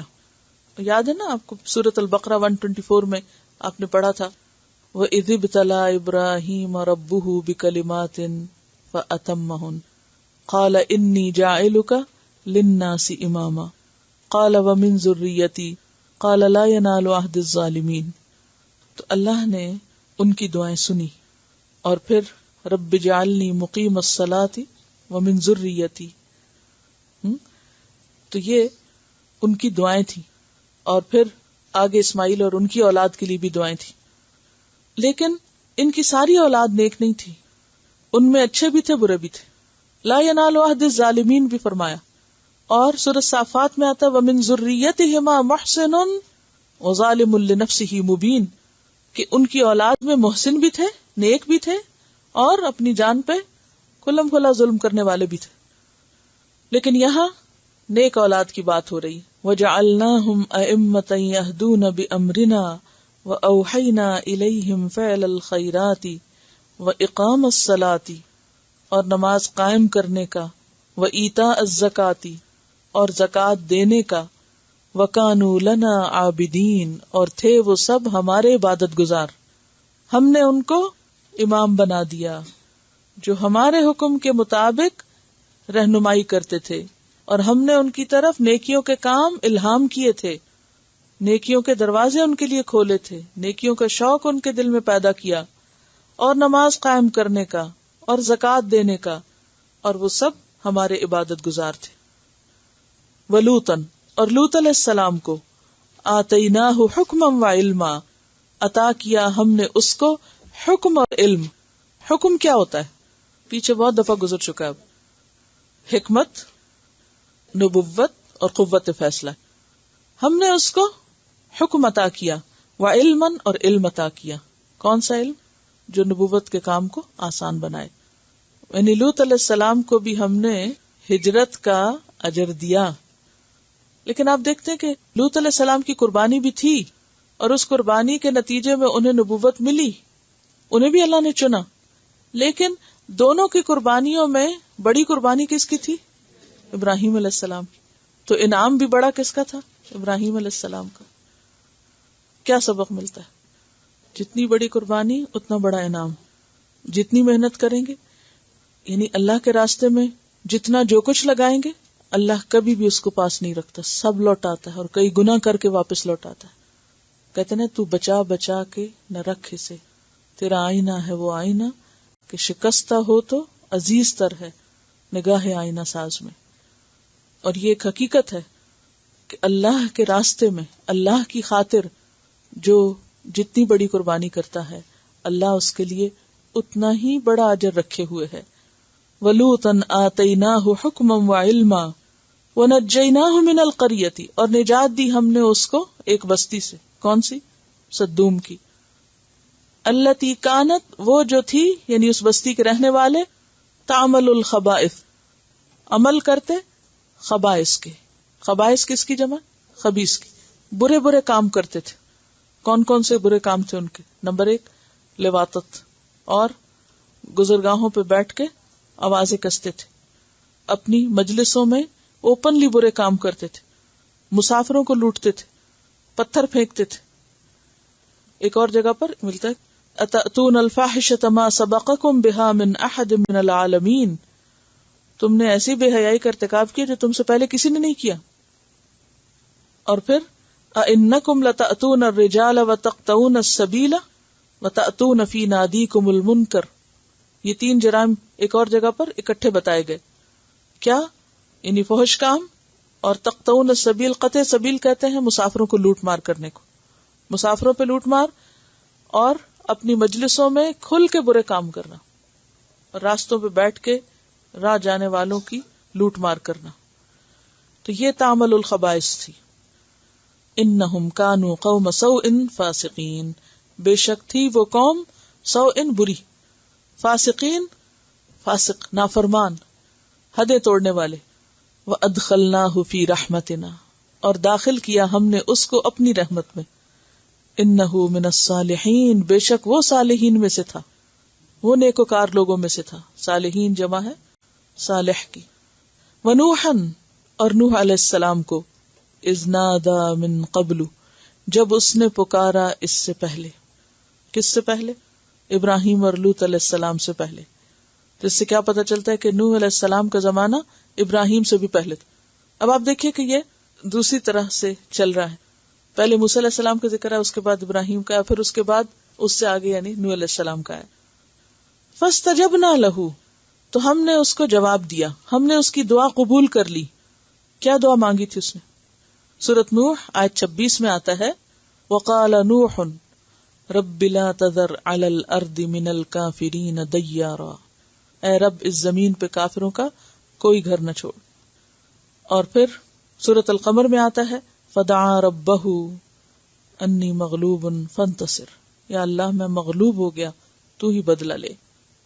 اور سورۃ صافات میں آتا ہے 75 اور 76 میں وَلَقَدْ نَادَانَا نُوحٌ فَلَنِعْمَ الْمُجِيبُونَ وَنَجَّيْنَاهُ وَأَهْلَهُ مِنَ الْكَرْبِ الْعَظِيمِ، کہ ہم نے اسے اور اس کے گھر والوں کو کرب عظیم سے نجات دی. تو یہاں پر کیا آتا ہے فَنَجَّيْنَاهُ وَأَهْلَهُ مِنَ الْكَرْبِ الْعَظِيمِ، تو نجات دی ہم نے اس کو، یعنی اس کی دعا سن لی اور اس کی مشکل آسان کر دی. اور نہ صرف یہ کہ اس کو بلکہ وَأَهْلَهُ، اور اس کے گھر والوں کو. اور گھر والوں میں بیوی شامل نہیں تھی، بیٹوں کی طرف اشارہ ہے. من الکرب العظیم، یا پھر ان کے جو ماننے والے تھے وہ ان کے اہل تھے. اس کرب عظیم سے، کرب کس کو کہتے ہیں؟ تکلیف کو. اور العظیم بہت بڑی. الکرب العظیم کون سا مرکب ہے؟ توصیفی ہے، کیونکہ صفت موصوف دونوں ہی ال کے ساتھ ہیں، دونوں کا اعراب ایک جیسا ہے. آخر میں بھی اور عظیمی بھی ہے، اور دونوں مذکر ہیں. ٹھیک ہے نا. تو من الکرب العظیم، بڑے کرب سے. بڑی مصیبت سے. اور بڑی مصیبت سے مراد مثلا طوفان بھی ہو سکتا ہے کہ طوفان سے یا غرق ہونے سے ان کو بچا لیا، یا یہ ہے کہ اس سے مراد ان کی ظالم قوم جو تھی اس سے بچایا، اور وہ جو دکھ دیتے تھے اور شدید قسم کا غم جو تھا ان کو، ان سب سے اللہ تعالیٰ نے ان کو نکال لیا. وَنَصَرْنَاهُ مِنَ الْقَوْمِ الَّذِينَ كَذَّبُوا بِآيَاتِنَا وَنَصَرْنَاهُ، اور مدد کی ہم نے اس کی، کس کی؟ نوح علیہ السلام کی. من القوم، اس قوم سے. کون سی قوم؟ الذین کذبوا بآیاتنا، جنہوں نے ہماری آیات کو جھٹلایا تھا. کون تھے یہ لوگ؟ قوم نوح. انہم، بے شک وہ بھی، کانو تھے، قوم سوء، برے لوگ، بری قوم تھی یہ بھی. فاغرقناہم، پھر غرق کر دیا ہم نے ان کو، ڈبو دیا ہم نے ان کو، اجمعین، سب کے سب کو. سورۃ القمر میں آتا ہے آیت 9 میں، کذبت قبلہم قوم نوح فکذبوا عبدنا وقالوا مجنون وازدجر. یعنی قوم کس طرح تکلیفیں دیتی تھی آپ کو، کیا کہہ کے؟ مجنون وازدجر. جب تک اللہ کا اذن نہ ہو کوئی بھی چیز نقصان نہیں دے سکتی، خواہ وہ بظاہر نقصان دہ ہی کیوں نہ نظر آتی ہو. تو اس لیے جیسے یہ صبح شام کی دعائیں ہیں اس میں حسبی اللہ بھی والی ہے، اور اس کے علاوہ بسم اللہ الذی لا یضر. اور ویسے بھی آپ دیکھیے کہ اشراق کے نفل کیا ہیں، ہر جوڑ کا صدقہ ہے. ایک اور بات یہ ہے کہ قرآن سے ہمیں کہیں یہ نہیں پتہ چلتا کہ ابراہیم علیہ السلام کے نکلنے کے بعد پھر پیچھے قوم کا کیا ہوا اور ان لوگوں کے ساتھ کیا ہوا، یہ کہیں سے نہیں پتہ چلتا. عام طور پر تو یہ کہ جیسے نوح علیہ السلام نکلے تو باقی سب ڈوب گئے، یا لوط علیہ السلام نکلے تو بستی تباہ ہو گئی، لیکن ان کا نہیں پتہ چلتا. چلیے آگے چلتے. آگے فرمایا وَدَاوُودَ وَسُلَيْمَانَ، اور داؤد اور سلیمان علیہم السلام، اذ یحکمان فی الحرث، جب وہ دونوں فیصلہ کر رہے تھے. یحکمان تسنیہ کا صیغہ ہے، حکم اس کا روٹ ہے ہا کاف میم. حکم کہتے ہیں نا فیصلے کی قوت کو. حاکم فیصلہ کرنے والا، محکوم جس کا فیصلہ کیا جائے. یحکمانی، وہ دونوں فیصلہ کر رہے تھے، فی الحرث، کھیت کے معاملے میں. ایک کھیت کا فیصلہ کر رہے تھے. مسئلہ کیا تھا؟ اس جب نفشت، پھیل گئی، نون فے شین. نفش کہتے ہیں اون دھنکنے کو اور دھنک کے پھیلانے کو. کل اہنل منفوش، منفوش کا ترجمہ کیا کرتے ہیں آپ؟ دھنکی ہوئی. تو نفشہ کیا ہے؟ اون دھنکنا اور بکھیرنا، اور منفوش جو دھنکی ہوئی ہو. پھر اسی سے بکریوں کے پھیلنے کے لیے یہ لفظ استعمال ہونے لگا، کیونکہ بکریوں کے اوپر بھی کیا ہوتی ہے؟ بال ہوتے ہیں، ایک طرح سے اون ہوتی ہے. تو جب بکریاں کثرت سے پھیل جائیں تو یوں لگتا ہے جیسے اون بکھر گئی. تو اذ نفشت، جب بکریاں پھیل گئیں. اور بکریاں کیوں پھیلتی ہیں ادھر ادھر؟ جب چرواہا سو رہا ہو یا چرواہا غافل ہو ان سے. تو نفش الغنم کہتے ہیں وہ بکریاں جو بغیر چرواہے کے چرنے کے لیے منتشر ہو گئیں. یعنی چرواہا نہیں تھا اور بکریاں دوسروں کے کھیت میں جا گھسی اور منتشر ہو گئیں اور انہوں نے دوسروں کا کھیت اجاڑ دیا. اذ نفشت فیہ غنم القوم، غنم کہتے ہیں بکریوں کو، القوم قوم کی. جب قوم کی یا کچھ لوگوں کی بکریاں ایک کھیت میں پھیل گئی اور کھیت تباہ کر دیا. کبھی آپ نے یہ منظر دیکھا؟ ایک دفعہ ہم کہیں کسی کے ہاں انوائٹڈ تھے تو لان میں بیٹھے ہوئے تھے، تو اتنے میں گیٹ کھلا اور راہ چلتی کچھ ایک دو بکریاں جو تھیں وہ اندر آ گئی. انہوں نے اس تیزی کے ساتھ پھولوں اور پتوں اور جو ان کو ملا کھانا پینا شروع کر دیا. آن کی آن میں جو باغ تھا ایک عجیب منظر ہو گیا اس کا، اور وہ اس کو بھاگ رہے ہیں، پکڑ رہے ہیں. اور بکریاں ہیں کہ وہ ہاتھ نہیں آتی کیونکہ بہت تیز بھاگتی ہیں، اور ویسے بھی جو اناڑی لوگ ہوتے ہیں وہ نہیں سنبھال سکتے بکریوں کو. شاید بھوکی تھی بیچاری. تو اس سے جب میں آیت پڑھتی ہوں تو مجھے سین یاد آ جاتا ہے کہ جس کھیت میں ایک نہیں بہت سی بکریاں گھس گئی ہوں، اس کھیت کا پھر حال کیا ہوا ہوگا؟ تباہ ہو گیا. اب جب یہ تباہ ہو گیا تو جو کھیت کا مالک تھا، اب دیکھیے کہ کھیت لگانا زمین تیار کرنا، ہل چلانا، بیج ڈالنا، اور پھر پانی لگانا، محنت کرنا، اور پھر ایک وقت لگتا ہے سب کچھ اگنے میں، اور اگ کے جب کھیت تیار ہوا تو اچانک یہ آفت ٹوٹ پڑی، تب اس شخص کی کیا کیفیت ہوگی؟ اس نے اپنی اس مشکل میں داؤد علیہ السلام کی طرف رجوع کیا کہ ہمارا جھگڑا نپٹائیں۔ اب چرواہے کا کہنا کیا تھا کہ میرے علم میں نہیں کہ یہ کیا ہوا، میرا قصور نہیں، اور کہا یہ جاتا ہے کہ رات کے وقت ایسا ہوا تھا۔ بعض اوقات ایسا ہوتا ہے کہ جیسے کوئی رستہ جہاں بکریاں بندھی ہوئی ہوں وہ کھل جائے، یا کوئی رسی توڑا دے وہ، تو پھر ساری کی ساری، اور کہتے ہیں نا بھیڑ چال، تو ایک نکلی تو باقی بھی نکل گئی، اور راتوں رات انہوں نے کھیت تباہ کر دیا۔ اب چرواہا کہے کہ میرا قصور نہیں، اور کھیت کا مالک کہے پھر میں کیا کروں جو میری یہ ساری تباہی ہو گئی، تو مقدمہ داؤد علیہ السلام کے پاس لایا گیا۔ داؤد علیہ السلام نے جو فیصلہ کیا وہ یہ تھا کہ بکریوں کو کھیت کے مالک کو دے دیا جائے، کیونکہ ان کی قیمت اتنی ہی تھی جتنی کھیت کی قیمت تھی، یعنی نقصان کی تلافی کر لی جائے بکریاں دے کے۔ سلیمان علیہ السلام سن رہے تھے اس فیصلے کو، کہا جاتا ہے کہ ان کی عمر ابھی 16 سال تھی، کم سن تھے، تو انہوں نے ایک اور مشورہ دیا۔ انہوں نے کہا کہ اس کی بہتر صورت یہ ہو سکتی ہے کہ بکریاں عارضی طور پر کھیت والے کو دی جائیں، اس دوران وہ ان کا دودھ پیے، فائدے حاصل کرے، اور بکریوں کا مالک کھیت دوبارہ اگائے، اور جب کھیت تیار ہو جائے تو بکریوں کے مالک کو بکریاں لوٹا دی جائیں۔ تو اس طرح زیادہ انصاف کی بات ہو گئی۔ تو یہ بات سن کر داؤد علیہ السلام کی خوشی کی کوئی انتہا نہ رہی کہ ایک بہتر صورت سامنے آ گئی۔ وَكُنَّا لِحُكْمِهِمْ شَاهِدِينَ، اور تھے ہم ان کے فیصلے کو دیکھنے والے، یعنی جب یہ فیصلہ ہو رہا تھا تو اللہ تعالیٰ فرماتے ہیں کہ ہم دیکھ رہے تھے، جو بھی معاملہ تھا اور جو بھی فیصلہ تھا ساری روداد ہمارے سامنے تھی۔ فَفَهَّمْنَاهَا سُلَيْمَانَ، تو سجھا دیا ہم نے اس کو سلیمان کو، ہم نے بہتر چیز سلیمان کو سجھا دی، سمجھا دی۔ وَكُلًّا، حالانکہ ہر ایک کو آتینا، دی تھی ہم نے، حکمن، قوت فیصلہ یا نبوت، و علمن، یعنی بعد میں سلیمان علیہ السلام کو نبوت ملی، لیکن یہاں پر قوت فیصلہ کیونکہ خاص کانٹیکس میں بات ہو رہی، اور ہر ایک کو دی تھی ہم نے قوت فیصلہ و علمن، اور علم۔ اس سے کیا بات سمجھ میں آتی ہے؟ نمبر ایک یہ کہ پیغمبر عالی شان، عالی مرتبہ ہوتے ہیں، لیکن پھر بھی انسان ہوتے ہیں، اور ان کے درجوں اور مرتبوں میں فرق بھی ہوتا ہے۔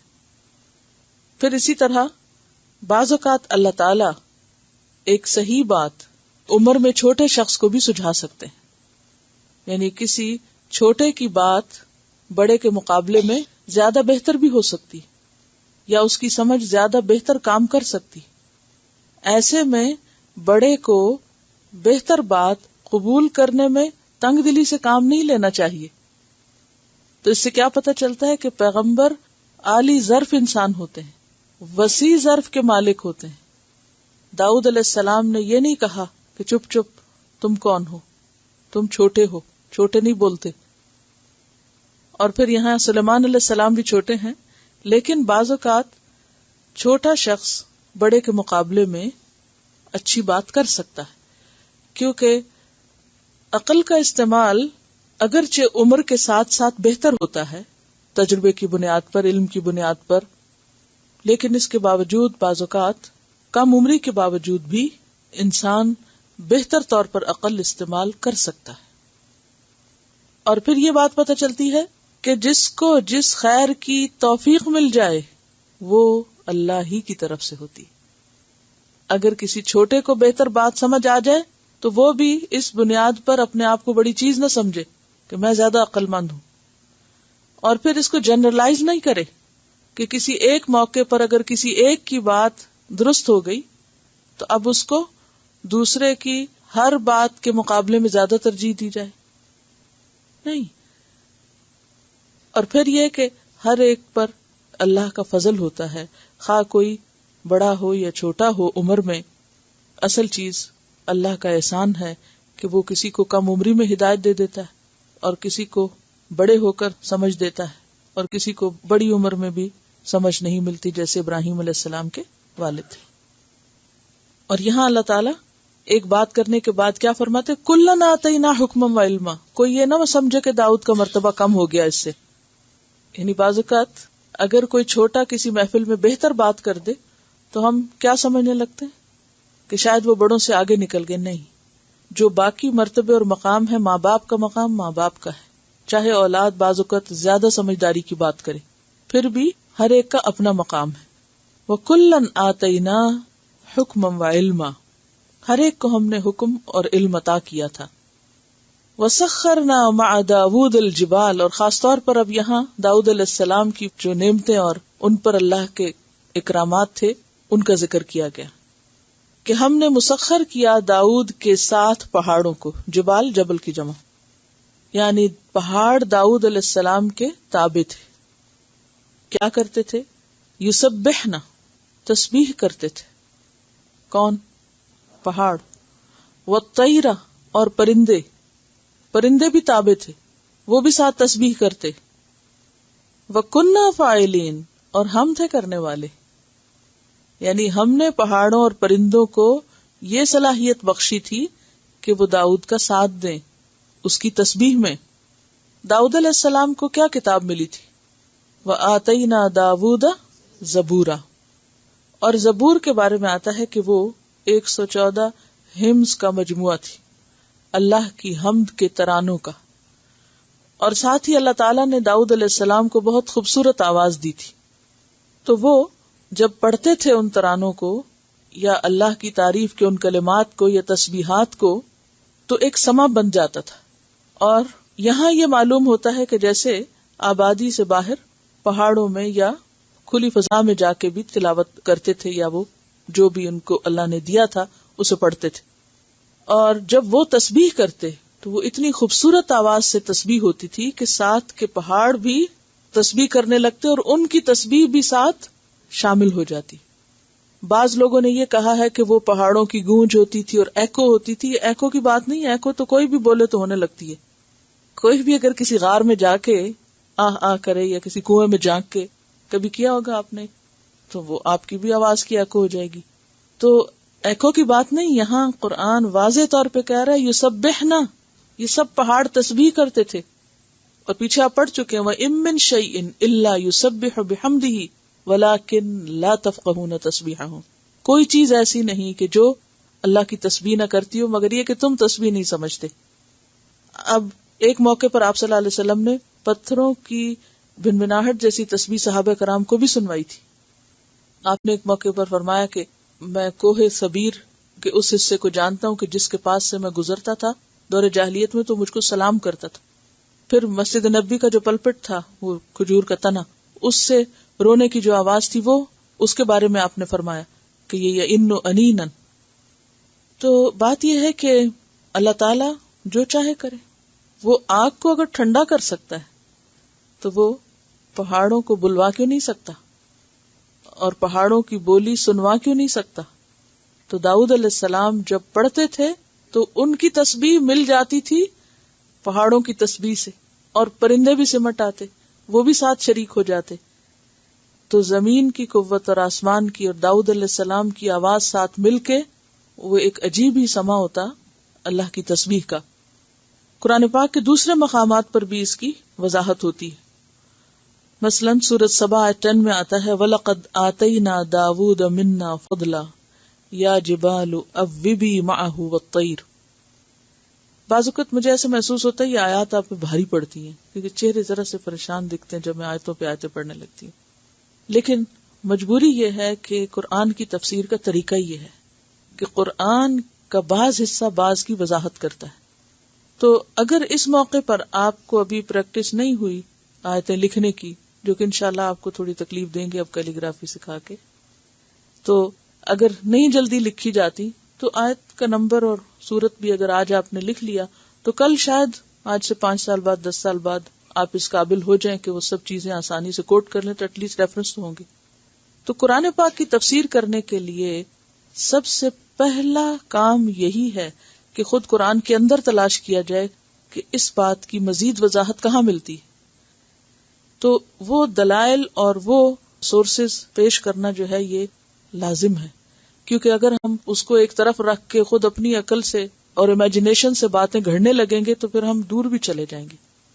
بہت سے لوگ اس طرح کی تفسیر کرتے ہیں، وہ کسی ایک آیت کو لے لیتے ہیں اور پھر اسی کو بیس کر کے اپنے پاس سے کچھ باتیں کچھ ادھر ادھر کی ملا کے تو اس کو کسی اور ہی طرف لے جاتے ہیں. بات کچھ ہوتی ہے اور رنگ کچھ اور بن جاتا ہے. تو اس لیے ضروری ہوتا ہے کہ ہم سب سے پہلے خود قرآن پاک ہی سے دلائل لائیں کہ اس آیت کا معنی کیا. دوسرے درجے پہ پھر احادیث نبی صلی اللہ علیہ وسلم کی، کیونکہ آپ کا ذمہ تھا کہ قرآن کی تبیین کریں.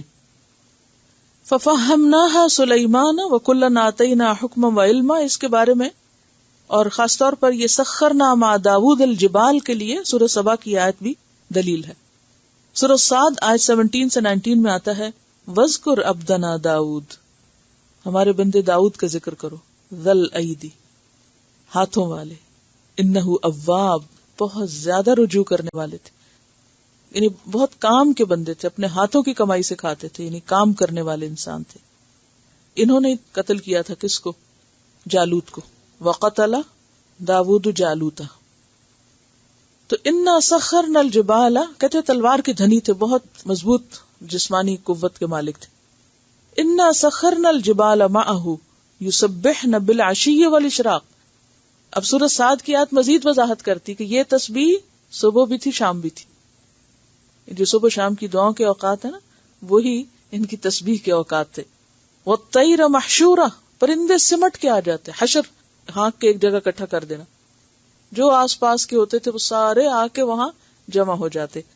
کل لہ اواب، سب اس کی طرف لوٹتے تھے. اب آپ دیکھیں کہ کیا سین ہوگا، اکٹھے پرندے اور پھر ان کا ہجوم، اور پھر وہ یہ نہیں کہ بے مقصد ادھر ادھر گھوم پھر رہے ہیں، وہ آئے ہیں مل کے تسبیح کرنے کے لیے. کتنی خوبصورت ایک سینری ہوگی. اور یاد رکھیے کہ جو بھی ہمارے آس پاس مخلوق ہے، اللہ نے اپنے اندازے کے مطابق ان کو سمجھ بوجھ دی ہے، اور پہاڑوں کے اندر تسبیح بھی ہے اور اللہ کا ڈر بھی ہے. سورۃ البقرہ کی آیت 74 میں آپ نے پڑھا وَإِنَّ مِنْهَا لَمَا يَهْبِطُ مِنْ خَشْيَةِ اللَّهِ، پہاڑوں میں سے بعض ایسے ہیں جو اللہ کے ڈر سے گر پڑتے ہیں. وَعَلَّمْنَاهُ، اور ہم نے سکھایا اس کو، کس کو؟ داؤد کو. کیا؟ صنعتا، کاریگری، لبوسن، لباس کی. لبوس لباس کو کہتے ہیں، اشارہ ہے زرہ بنانے کی طرف، یعنی زرہ بنانے کا عمل ہم نے سکھایا تھا اس کو. قتادہ کہتے ہیں، تفسیر ابن کثیر کا بیان ہے کہ زریں پہلے بھی بنتی تھی لیکن وہ سادہ زریں ہوتی تھی بغیر کنڈوں اور حلقوں کے. تو داؤد علیہ السلام پہلے شخص ہیں جنہوں نے حلقوں میں حلقے ڈال کے زرہ بنانی سے، یعنی جیسے زنجیری ہوتی ہے نا، جیسے چین کی طرح، یعنی کنڈے دار زریں بنائی حلقے والی. تو یہ اللہ نے ان کے دل میں ڈالا تھا، اللہ نے ان کو سکھایا تھا. اور ان کے لیے دوسری جگہ ملتا ہے سورۃ سبا آیت 10-11 میں کہ وَأَلَنَّا لَهُ الْحَدِيدَ، ہم نے اس کے لیے لوہا نرم کر دیا تھا تاکہ وہ زریں بنا سکے. اور کہتے ہیں کہ اتنا نرم تھا کہ جیسے موم ہوتی ہے، اور جس طرف کو چاہتے تھے اس کو لمبا کر لیتے تھے، اور جتنے اندازے کا چاہتے تھے اس کو ہلکا بنا لیتے تھے. ان اعمل سابغات وقدر فی السرد، کہ پورے اندازے کے اوپر رکھو، یعنی بہترین کاریگری اللہ تعالیٰ نے ان کو سکھائی تھی. لتحسنکم من بأسکم، تاکہ وہ بچائے تم کو تمہاری لڑائی سے. جب تم آپس میں ایک دوسرے سے لڑتے ہو تو لڑائی کے وار سے بچنے کے لیے ذرا حفاظت کا کام دے. تحسنکم کا لفظ کس سے ہے؟ حسن سے. حسن کس کو کہتے ہیں؟ قلعے کو. ہا صاد نون اس کا روٹ ہے، پناہ گاہ یا قلعہ، تاکہ وہ تم کو تمہاری لڑائی میں محفوظ رکھے، قلعے کی طرح کا کام دے، تمہاری حفاظت کرے. فَهَلْ أَنْتُمْ شَاكِرُونَ، پھر کیا تم شکر کرنے والے ہو. شاکرون کس کی جمع؟ شاکر کی. یہ کون سی جمع؟ سالم. شاکر، شاکرون، بس اون آگے بڑھ گیا.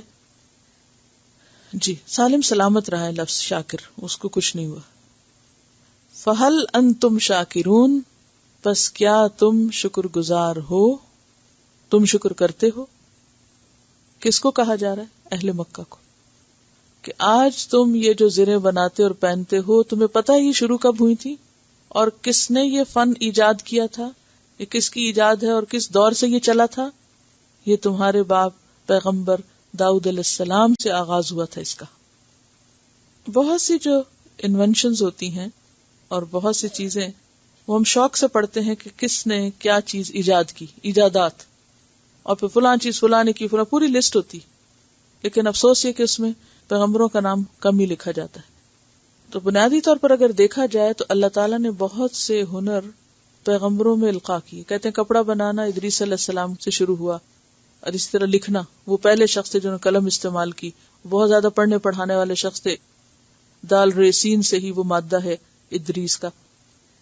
اور پھر اسی طرح نوح علیہ السلام کو اللہ تعالیٰ نے کشتی بنانے کا حکم دیا، بِأَعْيُنِنَا وَوَحْيِنَا، اللہ کے وحی کے مطابق، یعنی جیسے جیسے اللہ تعالیٰ نے سکھایا ویسے ویسے اس کے وہ سب کاٹے، اس کے ٹکڑے، اور اس کو جوڑا، اور پھر وہ واقعی پانی پہ چلنے کے قابل تھی، کیونکہ وَهِيَ تَجْرِي بِهِمْ فِي مَوْجٍ كَالْجِبَالِ، وہ کیسی مضبوط کشتی ہوگی کہ جو پہاڑوں جتنی اونچی لہروں میں چل رہی تھی۔ اگر ایسے ہی کچی پکی کشتی ہوتی کسی اناڑی کی بنائی ہوئی تو پھر وہ سروائیو نہیں کر سکتی تھی اس میں۔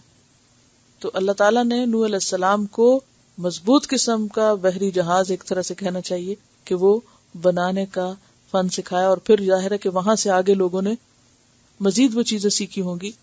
تو اسی طرح داؤد علیہ السلام کو اللہ تعالیٰ نے یہ ہنر سکھایا۔ تو پھر شروع تو انہوں نے کیا، لیکن ہم ان کی انوینشن سے یا ان کے کام سے فائدہ اٹھا رہے ہیں، تو ہمیں کیا کرنا چاہیے؟ شکر گزار ہونا چاہیے جو بھی دنیا میں۔ لیکن کتنے لوگ ہیں جو یہ ساری نعمتیں پا کر شکر کرتے ہوں؟ آج بھی آپ دیکھیں کہ کتنی ہی چیزیں ہم استعمال کرتے ہیں لیکن شکر نہیں کرتے۔ مثلا گاڑی میں بیٹھ کے آتے ہیں، کبھی شکر نہیں کرتے کہ یہ اگر نہ ہوتی تو پھر پیدل کب تک پہنچتے ہیں۔ اسی طرح اور بھی بہت سی چیزیں، ہیٹنگ کا انتظام دیکھیں، سردی گرمی کے لیے بچاؤ کا، کہ تمہارے ویدر سے تم کو بچائے، یہ سب۔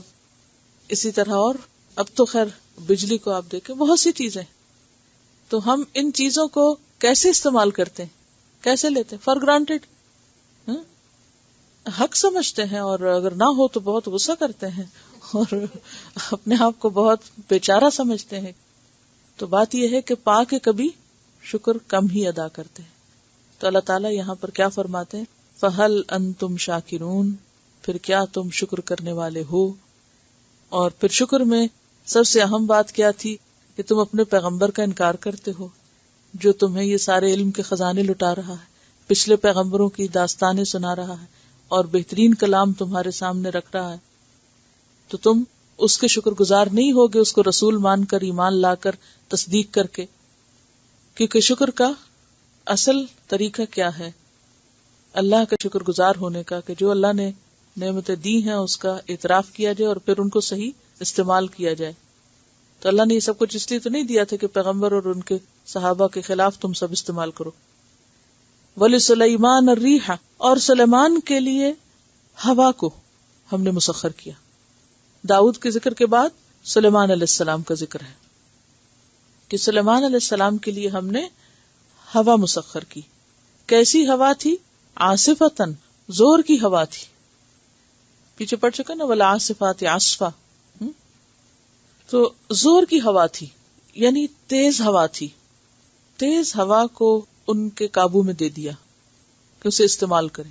تجری بِأَمْرِهِ، وہ اس کے حکم سے چلتی تھی۔ إِلَى الْأَرْضِ، اس زمین کی طرف، الَّتِي بَارَكْنَا فِيهَا، جس میں ہم نے برکتیں رکھی تھی، یعنی فلسطین کا علاقہ۔ وَكُنَّا بِكُلِّ شَيْءٍ عَالِمِينَ، اور تھے ہم ہر چیز کو جاننے والے۔ عالمین کس کی جمع ہے اور کون سی جمع ہے؟ سالم، ٹھیک۔ تو بات یہ ہے کہ سلیمان علیہ السلام کے لیے جو ہوا تھی، ایک اور جگہ پر آتا ہے کہ وہ بڑی نرمی سے چلتی تھی۔ سورۃ صاد آیت 36 میں آتا، فَسَخَّرْنَا لَهُ الرِّيحَ، ہم نے اس کے لیے ہوا مسخر کی، تجری بِأَمْرِهِ رُخَاءً حَيْثُ أَصَابَ، وہ چلتی تھی اس کے حکم سے نرمی کے ساتھ، حیث اصاب، جہاں وہ چاہتے تھے اس کو لے جانا۔ اب اس کی تفصیل بعض دیگر روایات میں آتی ہے. قرآن ہمیں ایک اور مقام پر اس ہوا کی رفتار کے بارے میں بتاتا ہے کہ وَلِسُلَيْمَانَ الرِّيحَ غُدُوُّهَا شَهْرٌ وَرَوَاحُهَا شَهْرٌ، کہ صبح کے وقت اس کا جانا ایک مہینے کی مسافت پر، یعنی اتنی تیز ہوا تھی. غدو کہتے ہیں نا صبح کا وقت، اس میں وہ جب چلتی تو اتنی دور جا پہنچتی جہاں ایک اونٹ سوار مہینے میں پہنچتا ہے. اور پھر رواحُہا شہرٌ، پچھلے پہر جب وہ واپس لوٹتی تو بھی پورے مہینے کی مسافت طے ہو جاتی ہے. ایک دن میں جانا اور آنا اتنے فاصلے تک جتنے تک انسان مہینے میں پہنچے. اب آج کل آپ دیکھیں کہ جو ہوائی جہاز ہے اس میں بھی اصل چیز کیا ہے؟ ہوا کو مسخر کیا گیا ہے، تب انسان اڑنے کے قابل ہوا ہے. کس طرح اللہ تعالیٰ نے سینکڑوں سال پہلے اپنے پیغمبروں کے لیے یہ سب کچھ مسخر کیا. اس کی تفصیل روایت میں یہ آتی ہے کہ وہ جب کسی خاص علاقے کی طرف ٹریول کرنا چاہتے تھے تو اپنے سارے ساز و سامان اور لاؤ لشکر کے ساتھ ہوا پہ سوار ہو جاتے اور جس طرف چاہتے ہوا کو حکم دیتے، مشرق کو چلو، مغرب کو چلو، شمال کو چلو، جنوب کو چلو، اور وہ اتنی دور دور تک ہوا پر سفر کر کے شام تک واپس آ جاتے. اور یہ اللہ نے ان کے لیے آسانی کی تھی. وَكُنَّا بِكُلِّ شَيْءٍ عَالِمِينَ، یہ سب ہم جاننے والے تھے، ہمیں پتا ہے. آج انسان اگر یہ سب چیزیں مسخر کر سکا ہے تو بنیادی طور پر اللہ ہی کے دیے ہوئے علم کے ساتھ ہے. لیکن انسان کا تکبر کہاں پہنچ گیا ان سب چیزوں کو مسخر کر کے کہ یہ کمالات ہم نے کیے ہیں، اور اس بنا پر وہ انسان کو انسان نہیں سمجھتا. تو بات یہ ہے کہ دنیا میں یہ سب چیزیں اگرچہ نئی معلوم ہوتی ہیں لیکن کانسیپٹ پرانا ہی ہے، اور عملی شکل میں اللہ نے پیغمبروں کے ذریعے کروا دیا ہے، اس کا بیج ڈال دیا تھا. وَلِسُلَيْمَانَ الرِّيحَ عَاصِفَةً تَجْرِي بِأَمْرِهِ إِلَى الْأَرْضِ الَّتِي بَارَكْنَا فِيهَا. اب آپ دیکھیے کہ یہ کیوں کہا گیا کہ اس کے حکم سے اس زمین کی طرف چلتی تھی. اب آپ دیکھیے اگر آپ کے ہاں ہوا نہ چل رہی ہو، گرمی ہو، اور آپ چاہیں ہوا آئے اور پھر آپ اس پہ بیٹھیں اور جائیں تو نہیں کر سکتے نا. ان کے حکم سے ہوا ان کے ارد گرد نہیں بھی ہوتی تھی تو وہ کیا کرتے تھے؟ ہوا کو طلب کر لیتے تھے، کیونکہ وہ خود فلسطین کے علاقے میں تھے. تجری بامرہ الی الارض، یعنی وہ چل کے آ جاتی تھی ہوا ان کے پاس، یہ مراد ہے. اور پھر جدھر وہ جانا چاہتے تھے وہاں لے جاتے تھے.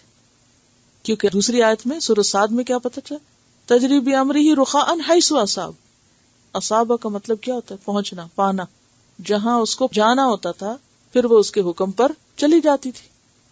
یعنی اس آیت سے پتہ چلتا ہے آنے کا، یعنی ہوا کو کال کرتے تھے، پلین چارٹر کرتے اور پھر اڑان ہوتی جانے کی اور پھر واپس آنے کی. غدوہا شہر ورواحوہا شہر. اگر یہ قرآن میں نہ ہوتا تو شاید کوئی یقین نہ کرتا. ومن الشیاطین، اور شیاطین میں سے بھی، جنات مراد ہے. ومن الشیاطین من یغوصون لہ، اور شیطانوں کو بھی یعنی جنات کو ہم نے اس کے لیے مسخر کر رکھا تھا، یعنی ان کے کنٹرول میں دے رکھا تھا. کیا کرتے تھے وہ؟ من یغوصون لہ، جو غوطے لگاتے تھے اس کے لیے. غین واو صاد، پانی میں اترنا، غوطہ لگانا، یعنی سمندروں میں غوطے لگا کے ان کے لیے چیزیں نکال کے لے آتے تھے. ظاہر اس دور میں ابھی غوطہ خوری ویسے تو اتنی ترقی نہیں کی ہوگی، لیکن اللہ تعالیٰ نے ان کے لیے ایسے جنات مسخر کیے کہ جو آسانی سے پانی کے اندر گھس جاتے اور جو وہ کہتے نکال کے لاؤ لے آتے. ہیرے تو خیر زمین سے نکلتے ہی نہیں، موتی وغیرہ. یغوصون لہ ویعملون، اور وہ ان کے لیے کام کرتے تھے. عملاً کچھ کام، دون ذالک، اس کے علاوہ بھی. کس کے علاوہ؟ غوطہ خوری کے علاوہ اور کام بھی کرتے تھے. کیا؟ تعمیر کا کام بھی کرتے تھے، بڑی بڑی عمارتیں بناتے. سورۃ صاد آیت 37 میں آتا ہے والشیاطین کل بناء وغواص، اور بہت سے جنات جو بنا تھے. بنا کہتے ہیں بنانے والے کو، عمارت تعمیر کرنے والے کو، یعنی اونچی عمارتیں بنانے والے، وغواص اور زمین میں غوطے لگانے والے سمندروں میں. اور سورۃ سبا میں آتا ہے وَمِنَ الْجِنِّ، اور جنوں میں سے، مَن يَعْمَلُ بَيْنَ يَدَيْهِ، جو اس کے آگے کام کرتے، بِإِذْنِ رَبِّهِ، اپنے رب کے اذن سے. حکم اللہ کا تھا، مسخر سلیمان علیہ السلام کے لیے تھے. سورۃ سبا آیت 12 میں آتا ہے. سورۃ سبا آیت 13 میں آتا ہے یعملون لہو ما یشاء، وہ کرتے جو وہ چاہتا. کون؟ سلیمان علیہ السلام. یعنی تعمیر کرتے کیا کیا؟ من محاریب، محراب کی جمع محرابیں، و تماثیل، اور مجسمے، و جفان کالجواب، اور پولز یا حوض بڑے بڑے، و قدور الراسیات، اور گڑی ہوئی دیگیں، یعنی بھاری پیتل کی دیگیں، کیونکہ بہت لشکر تھے ان کے، بہت زیادہ کھانا پکتا تھا اس میں. تو وہ ایسی دیگیں تھی کہ جو اٹھائی نہیں جاتی تھی، بلکہ اسی کے اندر ہی سب کچھ ڈالا جاتا تھا. مجھے کسی نے بتایا تھا کہ اجمیر شریف میں بھی دیگ ہے. السلام علیکم. جی وہ دیگ اتنی بڑی ہے کہ آپ سمجھیں کہ اس کمرے کو اگر وہاں سے لیں تو اتنی بڑی تو اس کی اسپیس ہے، اور اتنی اونچی ہے کہ تقریباً آلموسٹ 2 اسٹوری اوپر سیڑھیاں ہیں، اور اس کے اوپر چڑھتے ہیں تو نیچے جھانکتے ہیں. اور جب اس کا کھانا بنتا ہے تو پتہ نہیں کتنے ٹن اس میں کھانا بنتا ہے. اور اس کو ہلانے کے لیے بیچ میں لکڑی لگائی ہوتی ہے، ادھر سے لکڑی سے لوگ کھینچتے ہیں، ادھر سے تو وہ ڈونگا ہلتا ہے. اور اس کو نکالنے کے لیے کیا ہوتا ہے کہ اسپیشل ایک ٹیم ہوتی ہے ان کی، ہر کوئی نہیں نکال سکتا. ان کو وہ موٹے کپڑے پہناتے ہیں، دیکھ ہیٹ پروف، پھر سیڑھی لگاتے ہیں اندر، اور وہ سیڑھی لگا کے پھر بالٹیوں سے کھینچتے ہیں، اور باہر کے لوگ پھر ان کو بالٹیوں کو آگے کرتے ہیں. اور اس کے نیچے جو آگ جلتی ہے وہ پتہ نہیں کتنے ٹن اس کی لکڑیاں نیچے سے جلتی ہیں، اور اس کے نیچے سے جو چولہا ہے اس کے نیچے سے گزر سکتے ہیں کھڑے ہو، اور اس میں آدمی کھڑے ہو سکتے ہیں، تو بھی ان کے اوپر بھی کوئی آدمی کھڑا ہو تو بھی اوپر ہاتھ نہیں جاتا. اتنی اندر سے اتنی اونچی ہے کہ آلموسٹ 2 اسٹوریز کا تو اس میں ڈیپتھ ہو. اس میں پکتا ہے کہ اس کو کہتے ہیں کھچڑا جیسے ہوتا ہے وہ، اور اس میں چاول، گیہوں اور شکر، گڑ، اس طرح کی سب چیزیں، ساری چیزیں مل کے اس کی تعداد سے وہ بنتی ہیں، اور اسپیشل پکانے والی ٹیم ہوتی ہے. تو مجھے یاد ہے ہم چھوٹے تھے تو ہم دوڑے دوڑے جاتے تھے، پتہ چل رہا تھا دیگ کا کھانا بن رہا ہے. اس کو کہتے ہیں دیگ کے کھانا نکالنے کے لیے جب ہوتا ہے تو ہم دوڑ دوڑ کے جاتے تھے دیکھنے کے لیے. وہ ہر روز نہیں بنتا، وہ اسپیشل اوکیزن سے بنتا ہے، جب وہ وہاں کے عرس ہوتے ہیں تو بنتا ہے. جی تصویریں ہیں ان کی، اگر آپ ویب سائٹ پہ جا کر کوئی بھی سرچ میں ڈالیں گے نا تو وہ مل جاتی ہیں تصویریں. اس طرح کی 2 ہیں وہاں پر، ایک چھوٹی اور ایک بڑی، تو دونوں چھوٹی تھوڑی چھوٹی ہے اس سے، لیکن یہ بڑی. دھوتے کیسے؟ جی اس کو دھونے کے لیے بھی نا اس میں اترتے ہیں لوگ، اور اس میں پائپ سے نکالتے ہیں، اور پھر بالٹیوں سے پانی نکالتے ہیں. پورے اندر کھڑے ہو جاتے ہیں کافی، 2-4 آدمی تو آرام سے اس میں کمفرٹیبلی چل پھر سکتے ہیں. اعوذ باللہ من الشیطان الرجیم. وقدور الراسیات، اور گڑی ہوئی دیگیں، یعنی ایسی دیگیں، راسیہ کس سے ہے؟ رے سین واو جیسے پہاڑ گڑا ہوا ہوتا ہے. تو یہ دیگیں سلیمان علیہ السلام کے لیے جنات بناتے تھے، جنات کو اس کام پہ لگایا گیا تھا، اور وہ ظاہر ہے اتنا ہی میٹل پگھلاتے ہوں گے اور پھر وہ اس کو شیپ دیتے ہوں گے، بناتے ہوں گے. تو یہ سب کام ان کے لیے جن کرتے تھے. لیکن ساتھ اللہ تعالیٰ فرماتے وہ کننا لہم حافظین، ہم ان کی حفاظت کر رہے تھے، نگرانی ہم کر رہے تھے. کیوں؟ کیونکہ کہا یہ جاتا ہے کہ جنات کو اگر کوئی مسخر کرے اور انہیں کام لگائے، اور اگر جن کو کام نہ ملے تو پھر کیا ہوتا ہے؟ وہ کیے ہوئے کو خراب کر دیتا ہے، یعنی ریورس گیئر لگ جاتا ہے، جو کیا ہو وہ دوبارہ توڑ پھوڑ شروع ہو جاتی. تو یہاں اللہ تعالیٰ کی خاص نگرانی میں تھے جن، اور کچھ جنوں کو قید کر دیا جاتا تھا. سورۃ صاد میں آتا ہے وآخرین مقرنین فی الاسفاد، کچھ جن بیڑیوں میں جکڑے ہوئے تھے، جو کسی بھی طرح کا کوئی شرارت کرتے یا کام نہیں صحیح کرتے تھے تو پھر ان کو پکڑ لیا جاتا تھا، قید کر دیا جاتا تھا. اور سورۃ سبا 12 میں آتا ہے وَمَن يَزِغْ مِنْهُمْ عَنْ أَمْرِنَا، اور جو ان میں سے سرتابی کرتا ہمارے حکم سے. زاغہ کا کیا مطلب؟ ٹیڑھا ہونا، جو ٹیڑھ دکھاتا. نُذِقْهُ مِنْ عَذَابِ السَّعِيرِ، ہم اس کو جلتے ہوئے عذاب کا مزہ چکھاتے، یعنی ان جنوں کو جلا ڈالتے. ختم کر دیتے. تو آگے انشاءاللہ آپ پڑھیں گے کہ آنکھ جھپکنے سے بھی پہلے ملکہ سبا کا تخت اٹھا لائے تھے سلیمان علیہ السلام کے لیے. تو بہرحال اللہ کی مخلوق ہے. وَمِنَ الشَّيَاطِينِ مَن يَغُوصُونَ لَهُ وَيَعْمَلُونَ عَمَلًا دُونَ ذَلِكَ وَكُنَّا لَهُمْ حَافِظِينَ. اور ان سب کاموں کی ہم نگرانی کر رہے تھے، ہم حفاظت کر رہے تھے، کیونکہ یہ جنات سلیمان علیہ السلام کی اپنی طاقت سے مسخر نہیں ہوئے تھے بلکہ اللہ کے حکم کے تابع تھے. السلام علیکم ورحمۃ اللہ. مجھے بار بار یہ احساس ہو رہا تھا کہ ہم جیسے بھی زندگی گزار رہے ہوتے ہیں اور جب ہم اکیلے ہوتے ہیں تو یہ بھی اب بہت احساس ہونے لگا ہے کہ اللہ سبحانہ تعالیٰ ہمیں دیکھ رہے ہیں اور جو بھی عمل کر رہے ہیں.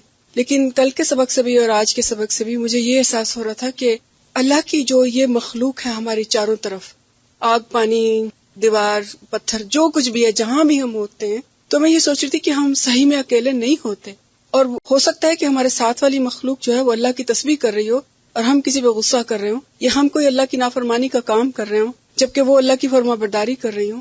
اور خاص طور سے آج جو وہ آیت تھی کہ ہم نے آگ کو اللہ سبحانہ تعالیٰ نے حکم دیا کہ تو ٹھنڈی ہو جا، تو میں سوچتی ہوں کہ ہم شاید اتنے احساس نہیں رکھتے. اور یہ چیزیں بھی اللہ سبحانہ تعالیٰ کی اس کی مرضی ہے، وہ جب جس سے جہاں جس وقت جو چیز کرا لے، اور یہ ساری چیزیں اس کے حکم کے تابع، اس کی حکم کی فرما برداری میں اور مسلمان ہو کے گزر رہی ہیں. اور میں سوچتی ہوں کہ کئی دفعہ مجھے یہ دھیان آتا ہے کہ وہ ہمارے متعلق کیا سوچ رہی ہوں گی، کہ ہم کیا کر رہے ہیں. ہم جس کو اشرف المخلوقات بنایا اور اتنا دماغ دیا کہ یہ سوچ، یہ کر، یہ کر، یہ بنا، پھر اپنے پیغمبروں سے بھیج کے ساری چیزیں دکھائیں، ایسے کرو ایسے کرو. تو میں یہ سوچ رہی تھی کہ ہمیں کتنا زیادہ کانشیس رہنے کی ضرورت ہے ہر وقت، کہ ہم اپنے عمل کا محاسبہ، ہم تو جو کریں وہ بھی گواہ ہو جائیں گے اس نے یہ کیا یہ کیا. السلام علیکم. ہم بات کر رہے تھے دیگ کے بارے میں اور اس طرح کے مزاروں کے بارے میں. یہ ہے وہاں پر ماربل کے بنے ہوئے مزار، اور دہلی میں ہے یہ. اس پہ لکھا ہے marble fit for a king in tombs at Ajmer a lowly water bearer named Nizam who saved the life of Emperor Humayun in 1539. Driven into the Janjaweed by Afghan leader Sher Shah, Humayun lost his horse and might have drowned had not Nizam rescued him from an inflated water skin. The grateful emperor seated him briefly on the throne where he issued decrees before a scandalized court. So وہ جو بھشتی تھا وہ اس نے ان کی جان بچائی تھی، تو انہوں نے ان کا مزار بنا دیا، اس کو ماربل سے انٹوم وغیرہ کر دیا، لوگ وہاں جا کے دعائیں پڑھتے ہیں. یہ ہے تاج محل میں ہے جو مزاروں کے بنے ہوئے ہیں، ان کے ماربلز کے بنے ہوئے ہیں، کافی اس پہ پریشس سٹونز وغیرہ لگائے گئے تھے، لوگ وہاں جا کے بھی دعا پڑھتے ہیں. ممتاز محل اور ان کے ہسبینڈ کی جہاں، تو ان کے مزار بنائے ہوئے تاج محل میں. یہ جو ہے یہ اجمیر کی درگاہ کا ہے شرائن، یہ مزار ہے، اور اس کے اندر جو بنا ہوا ہے یہ سلور کے گیٹس لگے ہوئے ہیں. یہ اجمیر کی درگاہ کا ہے، اور اوپر جو ہے نقاشی کی اس میں بھی کافی گلٹر گولڈ کا بھی لگایا ہوا ہے، کافی ایکسپینسو اندر کی پوری بنی ہوئی ہے، اور لاکھوں سے لوگ جاتے ہیں، about 12 to 10 lakhs every year visit کرتے ہیں. تو اس سے ہم اندازہ لگا سکتے ہیں کہ اگر فرض کرے ایک آدمی اگر $1 بھی دے تو کتنے 10-12 لاکھ ہر سال کے اسپینڈ کرتے ہیں، تو $1 تو نہیں کوئی دے سکتا، مطلب اگر زیادہ بھی دیں تو کتنا ضائع ہوتا ہے. پھر یہ انٹرنس ہے وہاں کی درگاہ کی، تو لوگ اتنا عقیدے سے جاتے ہیں کہ وہاں پر انٹرنس پھر ایسے کرتے ہیں، سجدہ کرتے ہیں. یہ درگاہ کے اندر ہے ایک گیٹ ہے جس کا نام ہے جنتی دروازہ، اور اس کو بھی سلور سے کور کیا گیا ہے، کافی نقاشی کی گئی ہے. اور یہ تصویر تھوڑی کلیئر نہیں ملی لیکن یہ کھلا ہوا ہے دروازہ، تو یہ خاص دنوں میں کھلتا ہے، اور اس کو کہتے ہیں کہ it's believe that crossing this gate 7 times assures a place in heaven. دیگوں کے بارے میں جو بتا رہے تھے، یہ دیگ کا سائز آپ اندازہ لگا سکتے ہیں کہ ایک آدمی کھڑا ہے یا باہر اس کے، تو یہ اس طرح کی ہیں یہ دیگیں. ٹھیک ہے، اس کے ساتھ میں یہاں نیچے چولہے جلتے ہیں اس سائڈ میں، اور یہ اوپر جا کے اندر جھانک کے دیکھتے ہیں، اندر کھانا بنتا ہے اس کے. تو یہ سائز آپ اندازہ لگا رہے ہیں کہ کتنی سٹوری کا ہوگا. یہ جب کھانا نہیں بنتا تو یہ ایسے اوپر ایک ڈنڈا لگایا ہوا تھا، اور اندر لوگ اپنی منتوں کا جو بھی ہوتا ہے وہ اندر ڈالتے ہیں.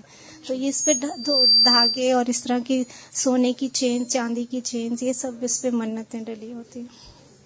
دیگ کا جب کھانا جب تقسیم ہوتا ہے ایک ریچول بھی ہوتا ہے، اس کو کہتے ہیں لوٹنگ. تو لوٹنگ اس طرح کی ہوتی ہے کہ آپ دیکھ سکتے ہیں اس پہ پکچرز میں، اس طرح ہوتا ہے. وہ ہیٹ پروف پہنتے ہیں سیڑھیاں نکال دیتے ہیں اور اس کے بعد پھر جو ہوتا ہے وہ آپ پکچر میں دیکھ سکتے ہیں. اندر گھس جاتے ہیں کھانے کے اندر. جی سیڑھیاں لگا کے اترتے ہیں، پھر جیسے جیسے وہ کم ہوتا جاتا ہے تو اترتے ہیں. Fire proof dress. جی اوکے. جب یہ دیگ کا کھانا جن دنوں میں نہیں بنتا وہ صاف ہو جاتی ہے دیگ، اور اس کے اندر جب سوکھی رہتی ہے تو لوگ چاول اور اس طرح کی سوکھی چیزیں، نوٹ اور اپنے زیورات، کپڑے، جو جس نے جو سوچا ہوتا ہے، جس کی پوری ہوتی ہے، جتنا جس کر سکتے ہیں وہ سب ڈالتے ہیں. یہ چاندی اور اس کے سونے کی چیزیں لٹکی ہوئی ہیں. دیکھ کے کرنا کیا چاہیے؟ کچھ سوچنا چاہیے. کیا شرک کو روکا کیسے جائے؟ وجہ کیا ہے؟ سونا، چاندی، چاول، جو بھی زندگی کی پوجا کمائی کی جو بھی انسان محنت کرتا ہے وہ سارا جا کے کہاں لگا رہا ہے؟ بچتا کیا ہے اس کے پاس؟ اس کا ایک ہی طریقہ اور وہ ہے قرآن. میری اور آپ کی بات تو نہیں اثر کرے گی، مگر اللہ کی کتاب جو ہے وہ دلوں کو کھولنے والی ہے. اللہم و بحمدک نشہد ان لا الہ الا انت نستغفرک و نتوب الیک. السلام علیکم و رحمۃ اللہ وبرکاتہ.